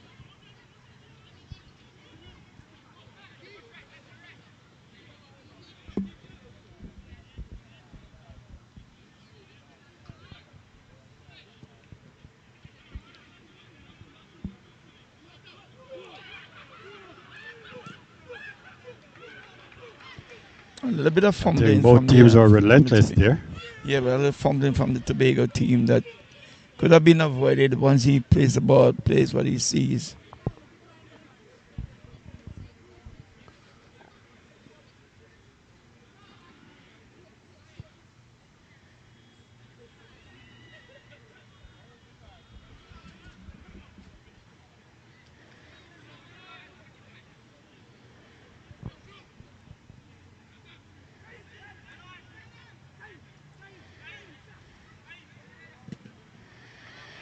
A little bit too long on the ball there. Mm-hmm.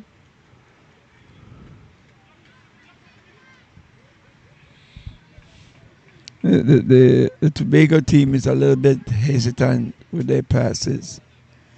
Well, on the other hand, Plantation is fluent. That's just a little bit of difference right there. That's it. Ball over the top.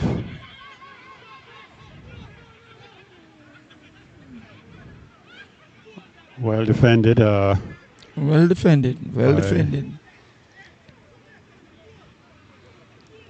That was from the Tobago team, number 12. A yellow card has been issued. Number 22.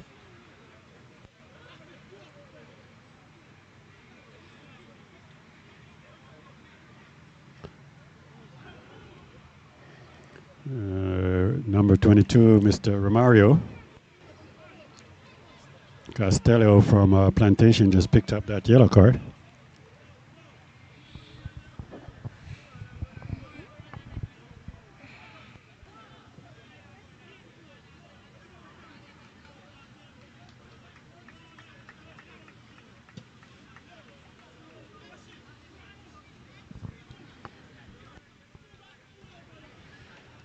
Goalie did well, come off his line to head that out. Yeah, that's what I like about the goalkeepers, when they use their line to their advantage. Not just stuck on that goal line. Tell you, Plantation find those seams so beautiful ball and not to beat Mr. Warren. So, it's not an easy man to go by.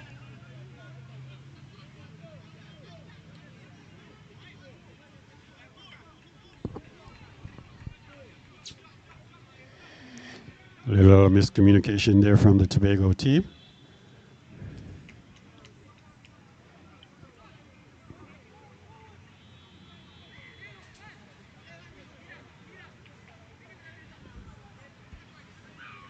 I haven't seen any pressure on the back line on the Plantation team and the Tobago team and Plantation team by the Tobago team.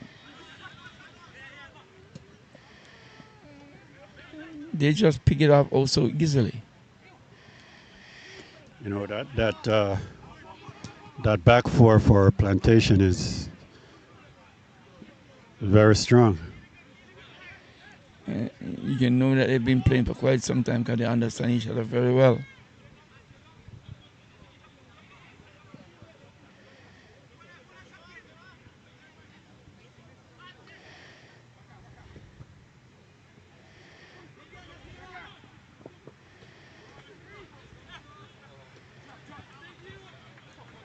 Tugging on the shirt right there.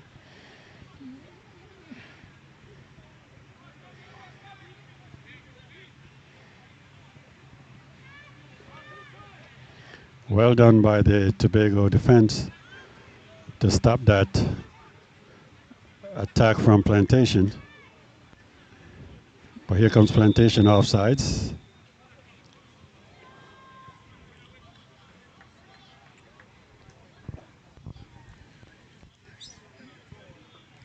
I see a little bit of indiscipline peeking through the Plantation team, Nigel, where they started out with some beautiful passes.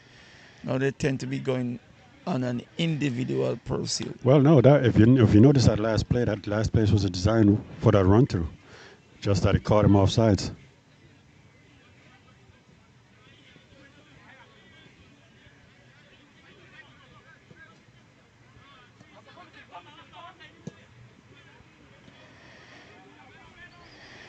Backline Plantation is very, very easy. Very good, but he's trying to put the ball through those two defenders. Bigger body. Sure is.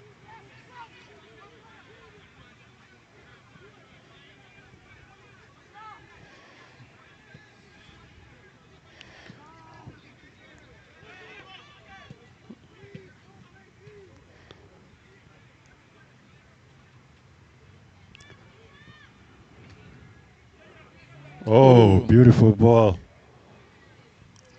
Beat his opponent easily inside the box. He showed him the jerk stand and then turned back on him. Said, no, that's not where I'm going. Yeah, I'm going.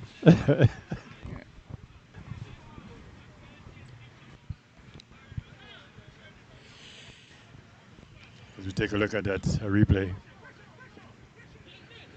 Yep. Left him standing. Yep, right there.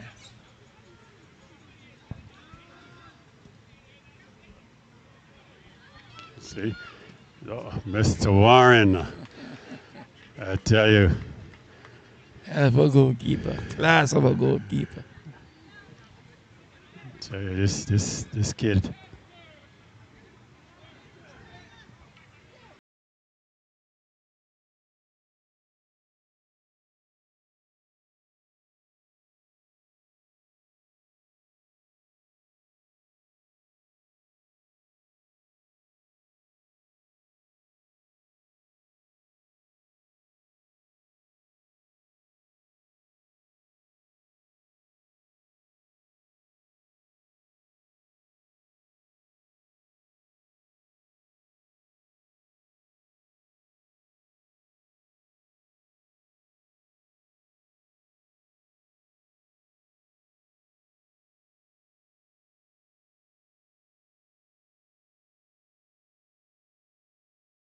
Plantation team has something in it, and it's only a matter of time.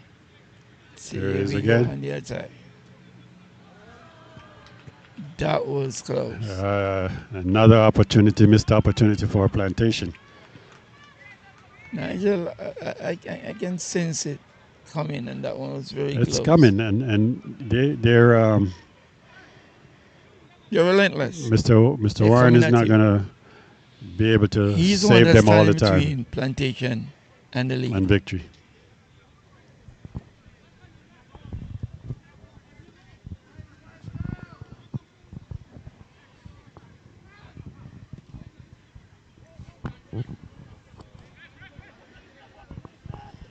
There's a young man coming on the Jamaica team, Nigel. I happened to see him a couple of weeks ago in Jamaica. And I think he's going to be a force to reckon with, like Kaim Dixon. So we need to take a note, take a look at him and see how, make the predictions on him and his future. Oh, which player is that one? His name is Devontae Davis. And he plays for a club in Jamaica, Malines. Doesn't Devontae Davis play for Canada?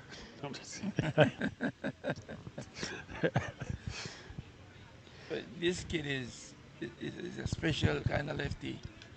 He reminds me of the original line of Messi with that one left foot. You see that ball, but you can't touch it. Well, this is definitely the platform for them to display their talent and their skills, and see what lies for them in the future from either colleges or professional.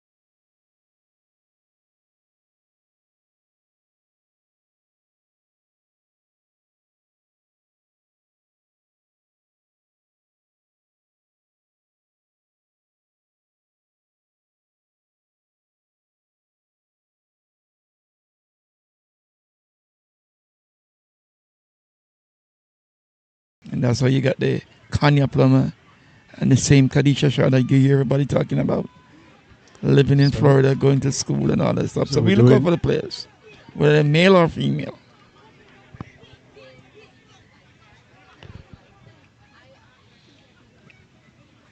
That's a beautiful one. That's a I tell beautiful you, set. they just can't beat Mr. Warren. That's a He's, beautiful ball across the middle. he's just a giant in the goal. He's an amazing goalkeeper. Sure is. You And when know, you talk to him, I Nigel, you have more respect for him being oh, doing the work that he does. definitely. You know, and I hope the coach is watching and definitely keep an eye on him. Yeah, the Inter Miami needs to take a look at him seriously and see if he can fit in their program. Yeah, I think he's about 19, 20 years old, somewhere in there. And if a goalkeeper lifespan is what, until 40? Forever.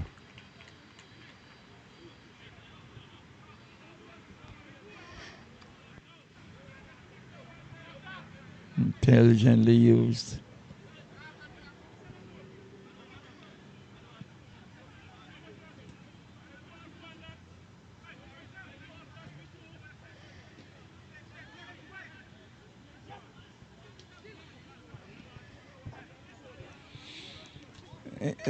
The thing that I feel to get Nigeria with the Tobago team is that they don't put the passes together meaningfully.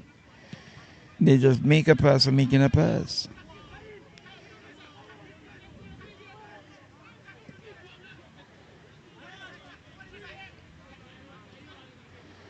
Another opportunity for Tobago.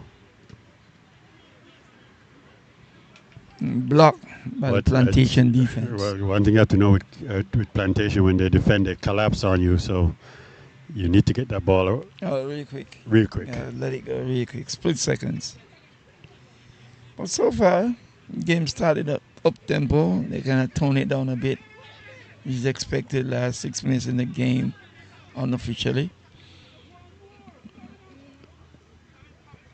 Tobago seems to be doing some serious stuff here, boy. A little bit overly ambitious. Race is on.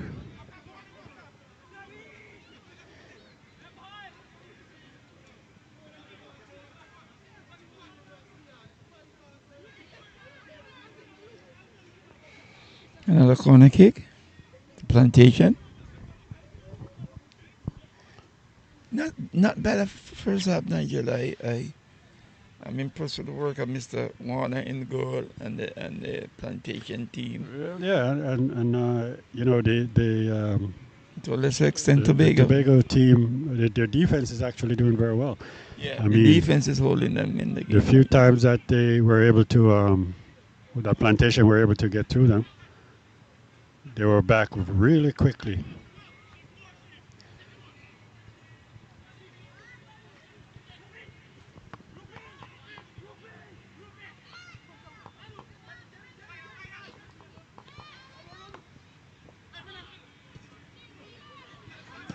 The offensive side of the Tobago team is a little bit on the questionable side. Well, But the you defense is know, holding up. Plantation is a very seasoned team, and as I said, when they defend, they defend in group. Yeah. So every time you think you beat one, you turn around, there's You another get one. right in your face.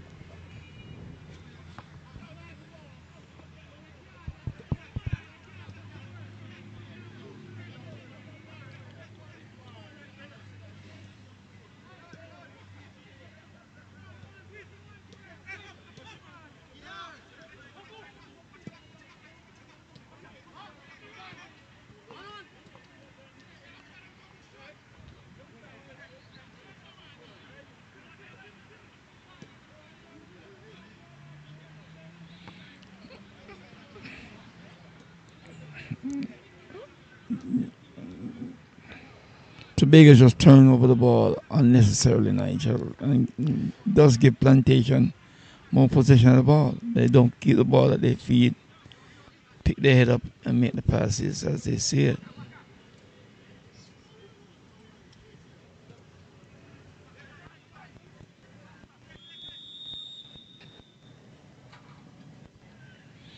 Seems like it's an offside position. Yeah. The clock ticks down. Yeah. Under 3 minutes left in the game. 2.5. It's not in the game in the first half, actually. With Plantation had the best opportunity so far. Yes, but that penalty that was saved. They ran into something that they never thought they would. And his name is Mr. Warren.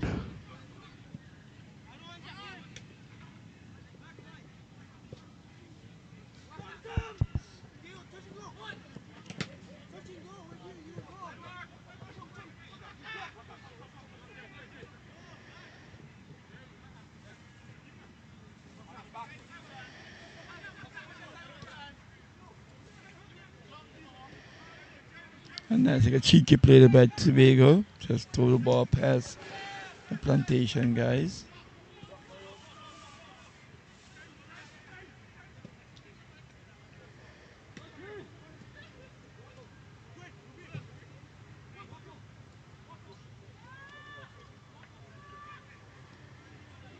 Oh, no. Ah, defensive error. Big blunder. Defensive error. And that definitely cost them. And there it goes to go to first goal for Plantation. First goal of the tournament. The first goal of the tournament is correct.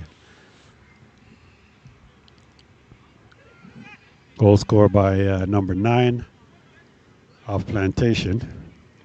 That's Mr. Sebastian Diaz. And as we take a look at the replay, try to clear the ball, but just put it right in the path of the forward.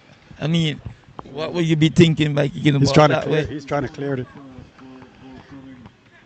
So Plantation 1 and then Tobago select 0.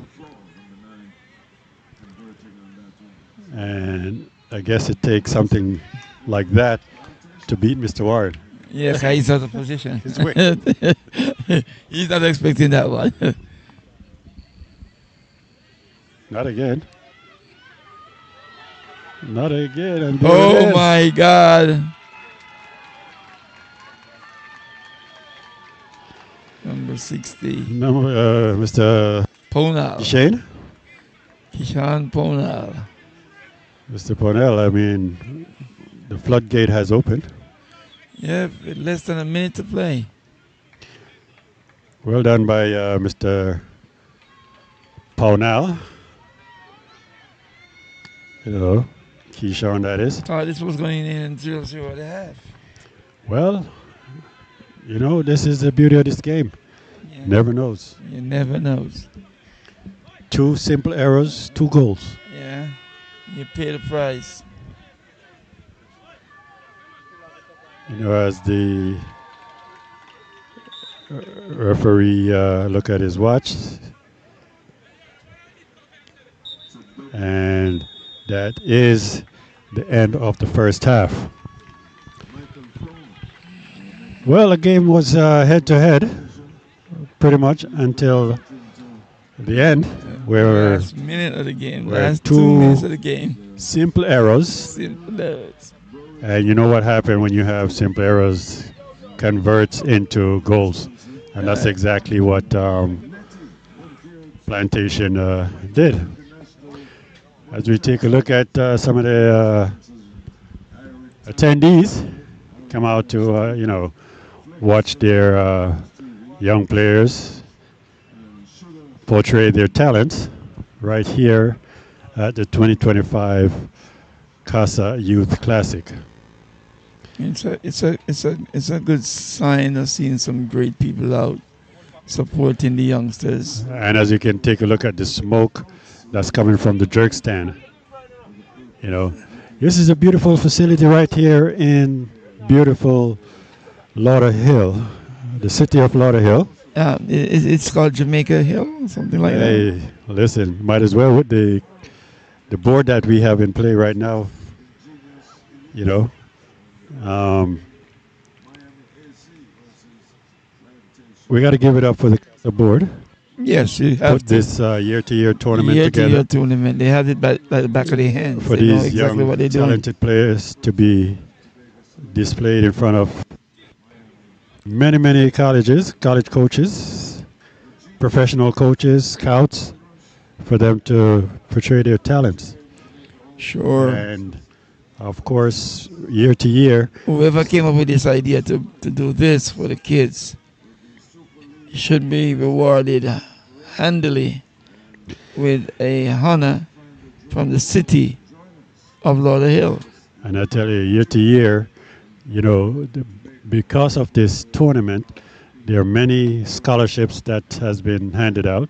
Yes. Not just through Casa themselves, but players that played here and were seen by different coaches, you know, and were able to get a scholarship. And that's what this whole tournament is all about. It's all about the young, talented players. Yes. You For know. me, So I got to it's a give it up treat. for. It's right. I got to give it up for Casa.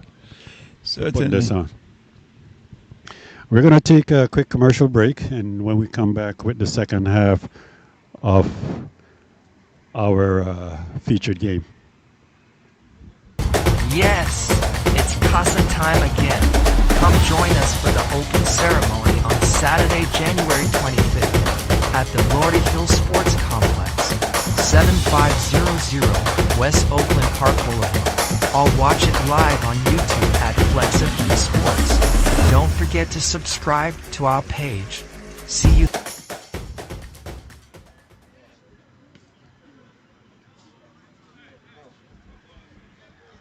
And welcome back to the second half of tonight's featured game. Plantation Rush going up against Tobago Select Team. And do remember, tomorrow night we have two games. First game starts at 6:30. Miami AC versus Plantation Rush. And our featured game for tomorrow night, Jamaica All School Select going up against Ingenious Elite. And the game continues on Thursday with our first game at 6:30. RP Rush, the defending champions from last year, going up against Lauderhill Lions. And our 8 o'clock featured game, Tobago Selects, going up against Miami AC. And on Friday, first game at 6:30, Ingenious Elite versus RP Rush. And the featured game on Friday would be the 8 o'clock game with Jamaica All School Select going up against Lauderhill Lion. And it stopped there. On Saturday at 4 p.m. we have the opening ceremony for the Casa League this year. And that starts at 4, followed by the featured game on Saturday at 8 p.m. Jamaica All School Select going up against Rush, RP Rush. So Saturday night is a game to watch with Jamaica All School Select going up against the defending champion RP Rush. And of course we top it off on Sunday with the third and fourth place game at 3 and the championship game at 4:30. The lineup for the week is going to be very exciting. So let's see what the Tobago team can come up with in the second half, Coach. I don't think they have much to come up with tonight yet. This Plantation team seems to be taking it to them right throughout on the defensive side of the ball and the attacking side of the ball. Well, the game is not over until the fat lady singing. I don't see the fat lady anywhere around, so there's still time. Yeah, there's still time. Let's see how they handle Nice themselves. shot. Nice shot. But way off target. We're off target, but as the second half began, Tobago comes up with the first shot. They have to get more shots like that. But on target, it's forces the goalkeeper to make a save. That will kind of build their confidence coming forward. If they're not getting shots on goal, making goalkeeper making saves, the Plantation team is just going to overhaul them. Yeah, definitely. And I want to welcome again our viewers on Flexx TV and also on Flexx.online. Flexx.online streaming, of course, all over the world. And if you're viewing us on our Flexx TV YouTube channel, please, hit that subscription button. If you haven't hit it yet, just stop for a minute, go ahead and hit it. So you guys can and hit that notification bell also, so you'll be notified every time we have an event going on. And I guarantee we have many events coming up throughout the year, whether it's concerts, whether it's events, we have them coming, whether it's Casa games, school games, different games, we got them. So hit that subscription button and that notification bell. Nigel, I think Plantation is going from strength to strength on this one. They're making inroads. And it's only a matter of time, like I said, before they get the third one.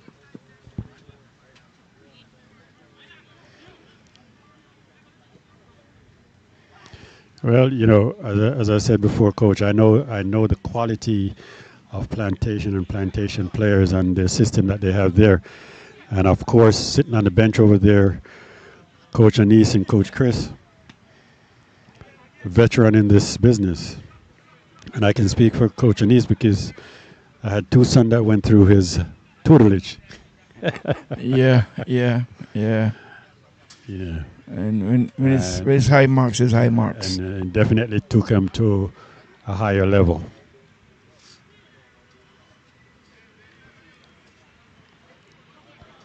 Comes a chance for Tobago. Oh, beautiful tackle from the defender there. That's the general in the back for Plantation. Number 17. That's Jeremiah.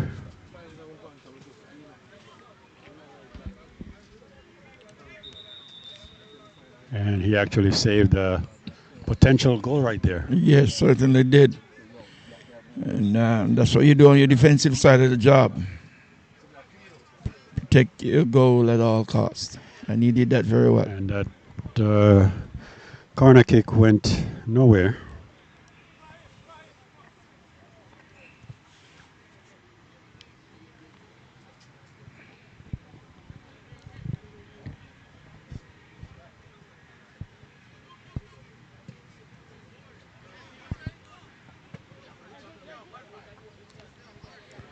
Plantation is first to the ball at all times. And we have a foul against Plantation. Number 45, Mr. Mario there.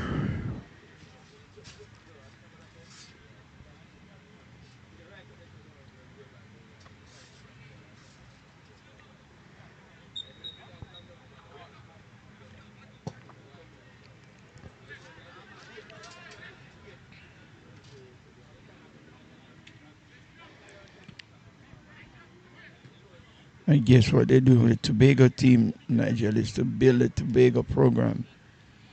But the team last year was Stronger than this year's team.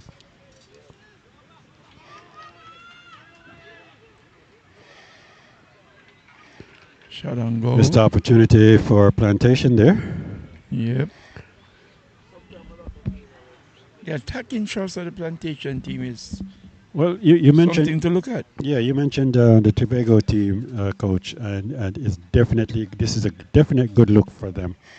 You know, I like what I've seen the past 3 years that they've been here. You know, and keep building. And that's the best thing that they can do for Tobago. You know, I think that And give the Tobagans the opportunity to come on the international stage. yeah.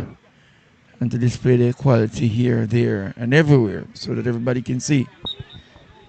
Well, it create a lot of opportunities for them, and this is a good thing. You know.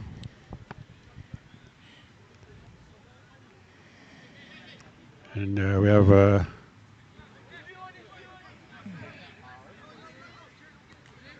and that was a change of decision. I guess that was a foul against Plantation. Yes, it was.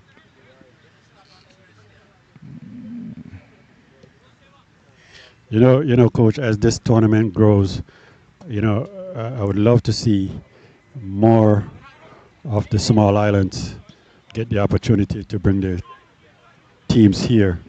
I was talking to Coach Vin Blaine, one phenomenal coaches out of Jamaica, that brought the reggae girls from Former nothing reggae to some- Yes, he brought the reggae girls from nothing took to them to something. the World Cup for the first time, right? I mean, that man did a splendid job. Even when he was told at one point that the reggae girls would not make it, and he defeated DR 5-0.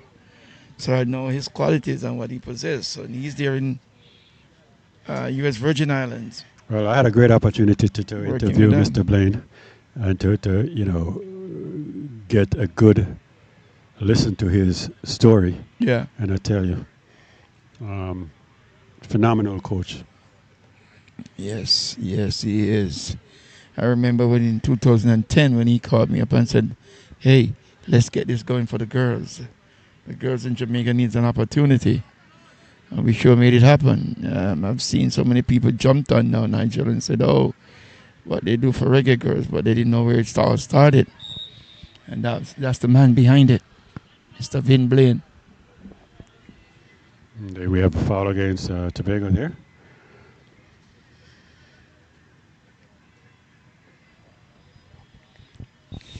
Plantation seems to be still pressing the gas, Nigel. Well, they're not a team to ease up off the gas. No, you know, they dig you deep. The coach is not going to take anything less. Yeah, You give know? me everything you got in your tank. And when you're done, you're done. And that's, you know, coach is not going to like giving away that ball in the midfield. Oh, no. That is not acceptable. Mm-mm. Well defended. He ran out of real estate there. Oh, yes, certainly did. But it was good defending. That's the reason why he ran out of Yeah, real he was estate. steered out of. Yes, steered out. You ain't got nothing inside here. But the game is pretty good. We've seen some good stuff so far from the I guess Plantation. the spectators didn't agree with the referee on that call. Hey, they're not going to see it the way the ref see it at times. So that's part of the game. Yeah, here's a set piece opportunity for Tobago. Let's see what they do with this.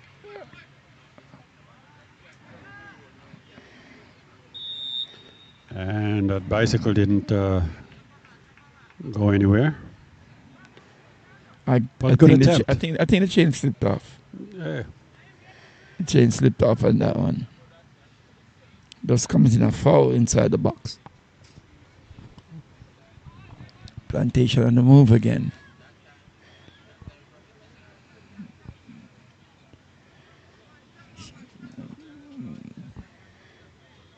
It's good to see the goalkeepers using their feet. It's beautiful. Here comes Tobago once more. What I realized, Nigel, Tobago, they're waiting for the ball to come to their feet. Yeah. You're not going to get it. Plantation is like, thank you. When you wait, I'll take advantage of it. Ball over the top. And of course, Mr. Warren is quick off his line. Those two goals that scored him, it's definitely good ones.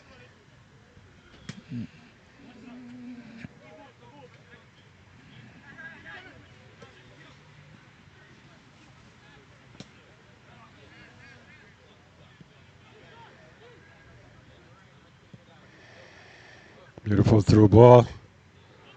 Well defended.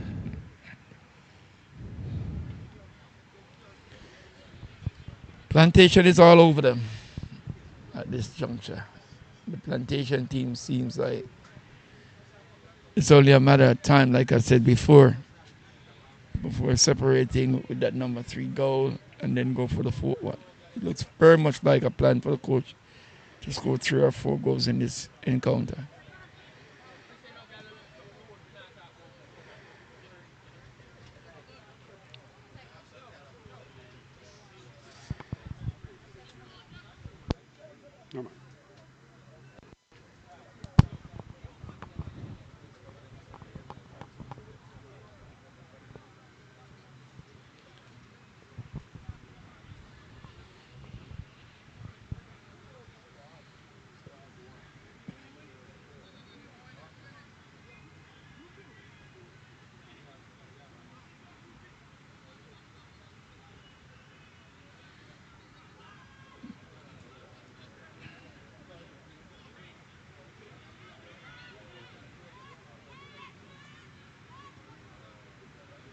There goes a number 7 again. He's fighting. Yeah, number 7 again for Tobago. He looks like someone that can stir some stuff at any given point on the pitch. Was Mr. Alexander there? Alexander last name? Yes. Shaquille. Got a little bit of close quarter skills. Oh, he's Shaquille.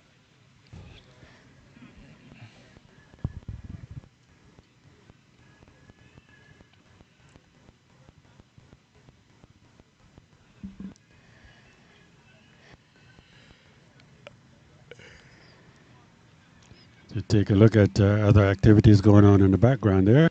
Basketball going.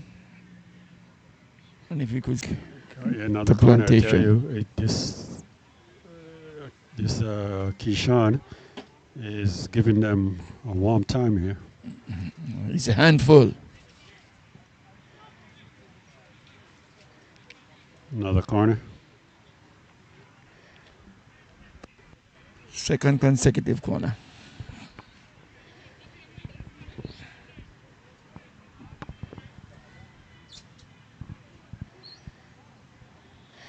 Coach, I know I asked you this earlier in the other game. I did ask you what are the attributes that you look for in players when you take a look at players.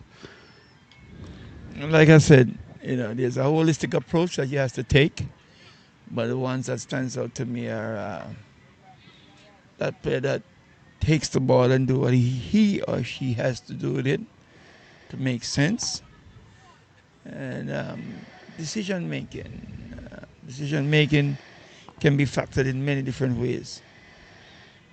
How you put the ball across the goal, when you see 2 or 3 players running ahead. If you're in an offside position, should I take the ball?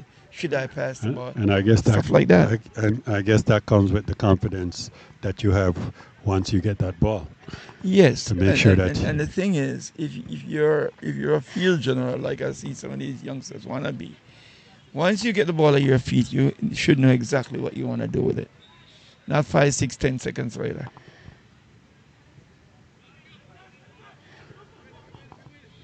Just that split delay causes all kinds of chaos. Yeah. So you got to have a fast thinker. Somebody's going to be creative and make things happen immediately. I remember a young man by the name of Nigel Blair. I think he's somewhere in Austria. No, I'm right here sitting right next to you. No, not the senior one, the junior. I remember that young man, he would put a ball through the splits on a dime. Players like those, you have to be searching for now.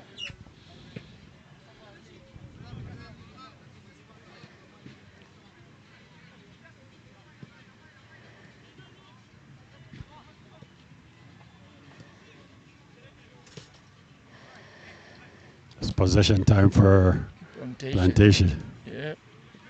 100 touches and counting.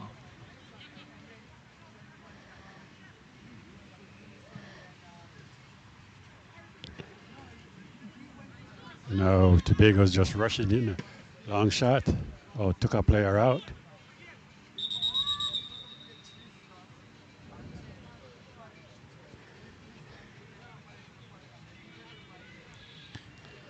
And seems like there's a yellow card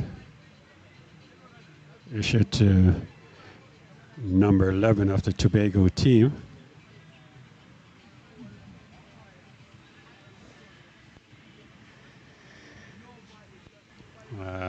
That was number 11, Shaquille Black of the Tobago team. I wonder what he got a yellow Issued card for. Yellow card. The referee pointed to something that I guess we didn't see.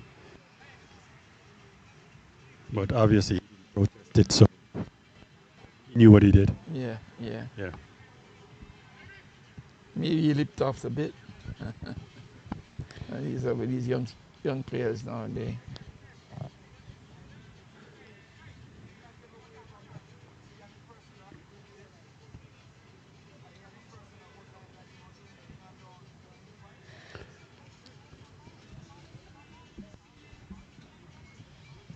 I think we hit a halt on the play because of that hit. I think the referee is gonna drop ball. Yeah, restart.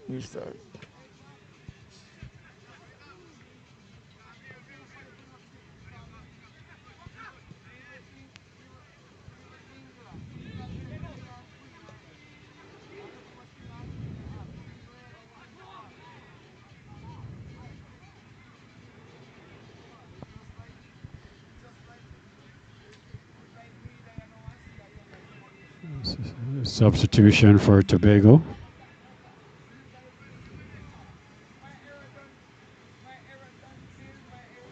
Number 15 coming in. Coming in is number 15. It's number 19 out. That's Tyrese Neptune.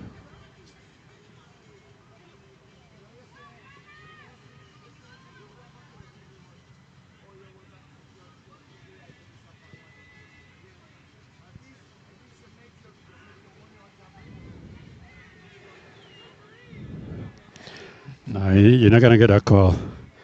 Yeah, they had ample opportunity to bury that goal, but I guess too many touches there. Yeah, just that extra touch I spoke about earlier.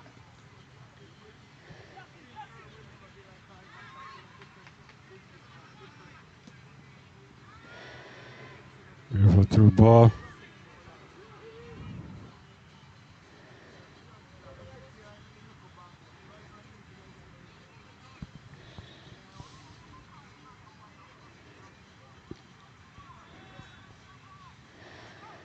More goals.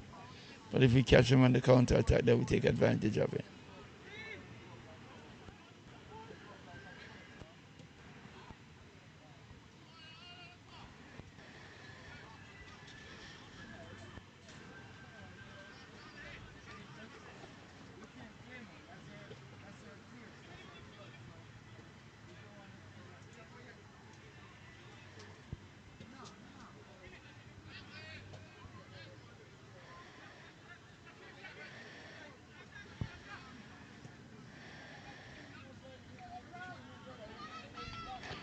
Failed opportunity there. Sure opportunity there. Quick outlet by the goalie. But the general just take his nice little time and put that ball back into the field of play. Plantation looked a better team tonight so far. I've seen 2 goals scored in 2 minutes, so anything can happen. But as I said, two simpler errors, 2 goals.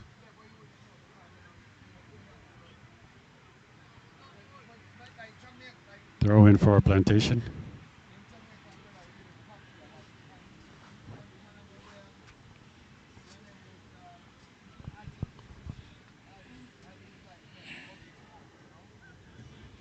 It is what it is right now, Nigel. It seems like a 2-0 game. Unforeseeing anything else happening for the rest of the night. But the game of soccer is unpredictable until that fat lady sings. Right, definitely.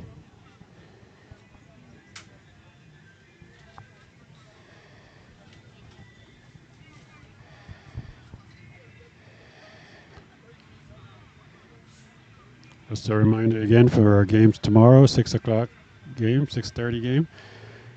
Plantation going up against Miami AC. And our 8 o'clock game, Jamaica All School Select, going up against Ingenious Elite.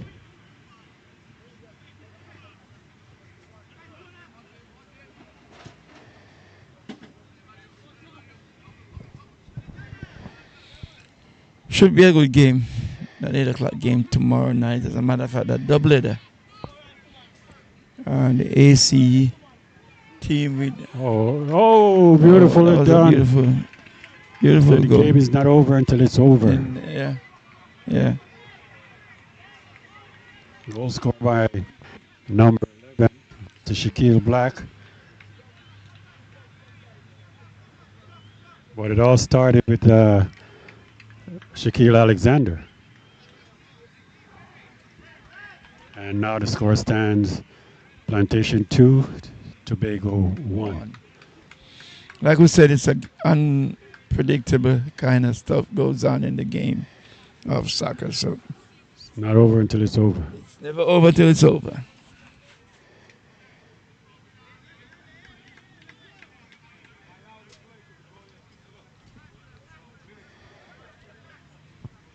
Seems like Tobago is saying, if you can do it, I can do it. Of course. Number 11. So 2-1. Tobago is drawing closer to coming in for Plantation number 11.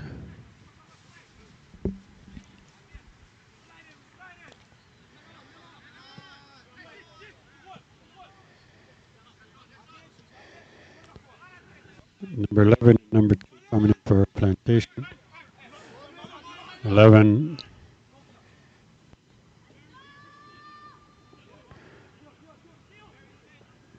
Number 11, Alex Berberich.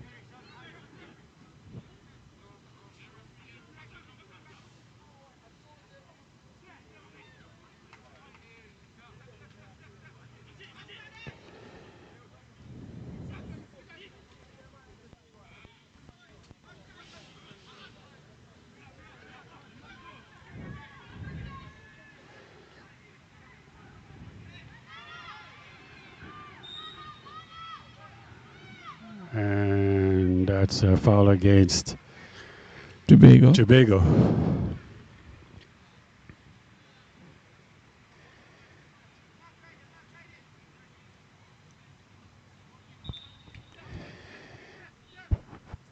seems to find Other player came in footing. for Plantation was number 2, Thomas Yarala.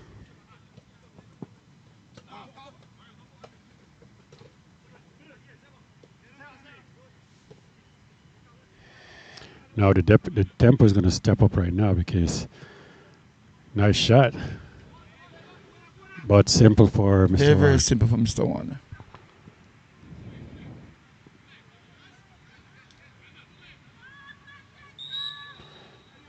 And we have a foul against Plantation. Plantation seems to be falling against the rope now, Nigel. Well, that's the beauty about this game, Coach. You know, the tide can change in an instant. Yeah.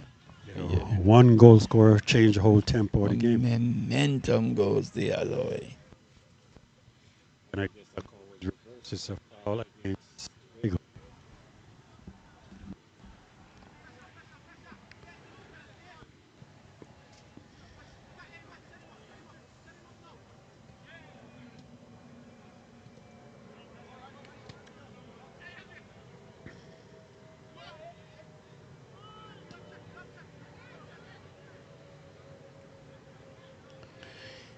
Sometimes when you make the substitutions, Nigel, on your team, the substitute don't come in and pick up the tempo like what was there. Beautiful through ball, but of course, Straight to Mr. Warner.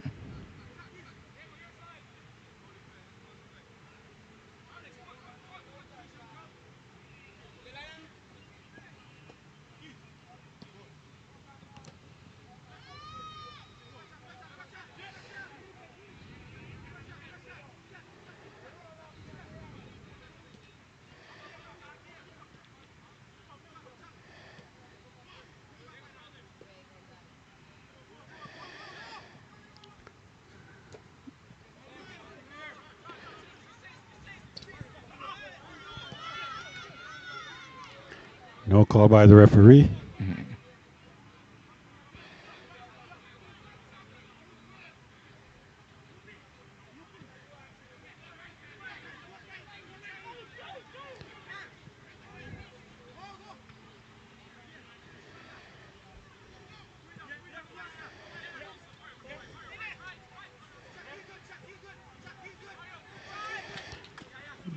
Tobago definitely picked up the pace. Oh, they certainly have changed the tempo of the game.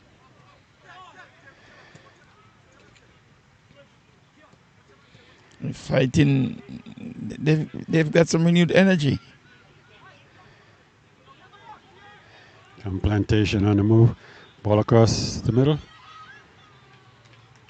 First loose ball from Mr. Warner all the game. You normally gather those. Well done by the Tobago defense. Nice block shot by Mr. Warner to be cleaned up by his defensive player. Nice game. Liked it. I'm impressed with the game. Whatever the result, I like this game.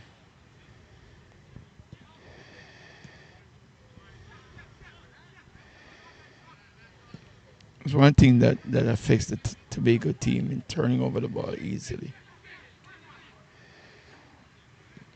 They don't try to possess it. As soon as they hear or see somebody getting close, they want to get rid of the ball.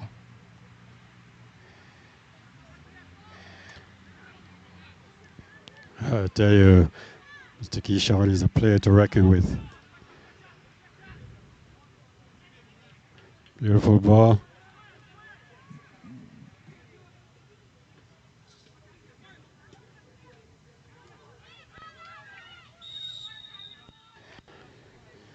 Standing in the way was Mr. Warner. This goalkeeper is something else.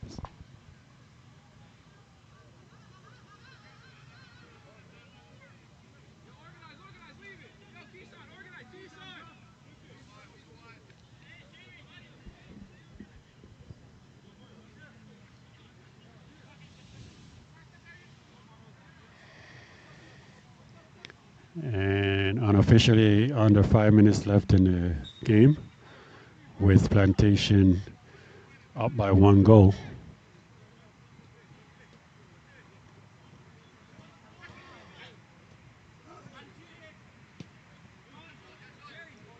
She always turn it over.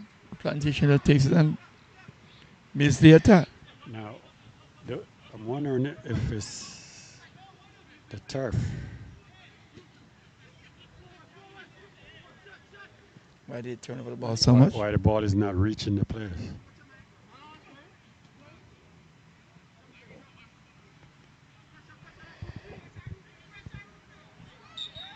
That's a good foul right there.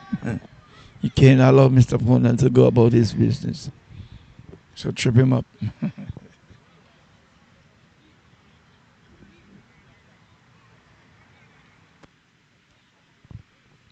Looks like he tripped on his own foot. No, he got tripped. He has an abundant skill. And he's being substituted.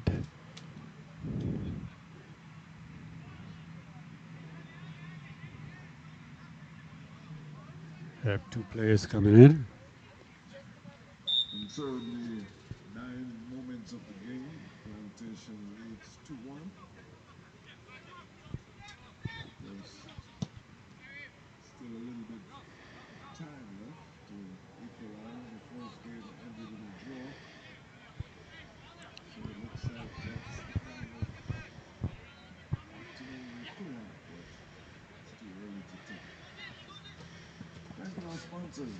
Once again, the City of Lauderhill, Road Meat and Fish, Dream Event, Dribbler, Sports, LLC, and of course, Netting Home Health, Jamaica National Money No Corporation, call by the ref. original media sponsors for tonight, Maritime.com, Maritimes TV, Flexx FM, Flexx TV, Sportsman, and Sugar. Nice shot on goal, Opportunity just there go a little for bit Mr. too high. Diaz. And I wouldn't say a little bit too high, I say way high. Representatives from outfits, sporting outfits that have joined us and will be joining us for the rest of the week. And you're invited to come and say hi. I just got the 2-minute warning from the referee. Team that's going to be dining across the street as we leave here tonight. We say thanks to them, All-Star Jerk, and other sponsors for refreshments.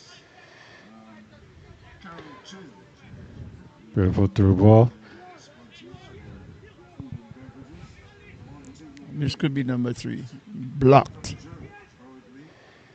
by the Tobago team. McDonald's, Backyard, Country Walk, All-Star Jerk, as we mentioned before.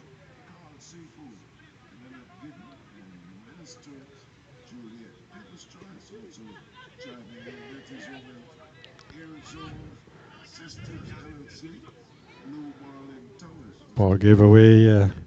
Plantation back on the attack.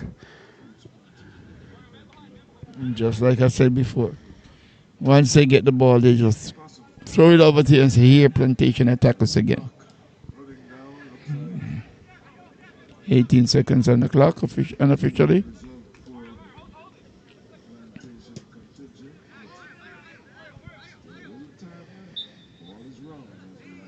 And a foul against Tobago while the clock ticks down. And this looks like it's going to be a victory for Plantation as they move on. And that is very, very important when you start your tournament, that you get the first win.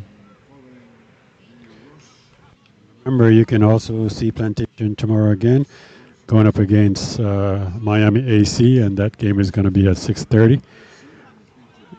And then our featured game tomorrow, of course, is Jamaica All School Select, going up against Ingenious Elite.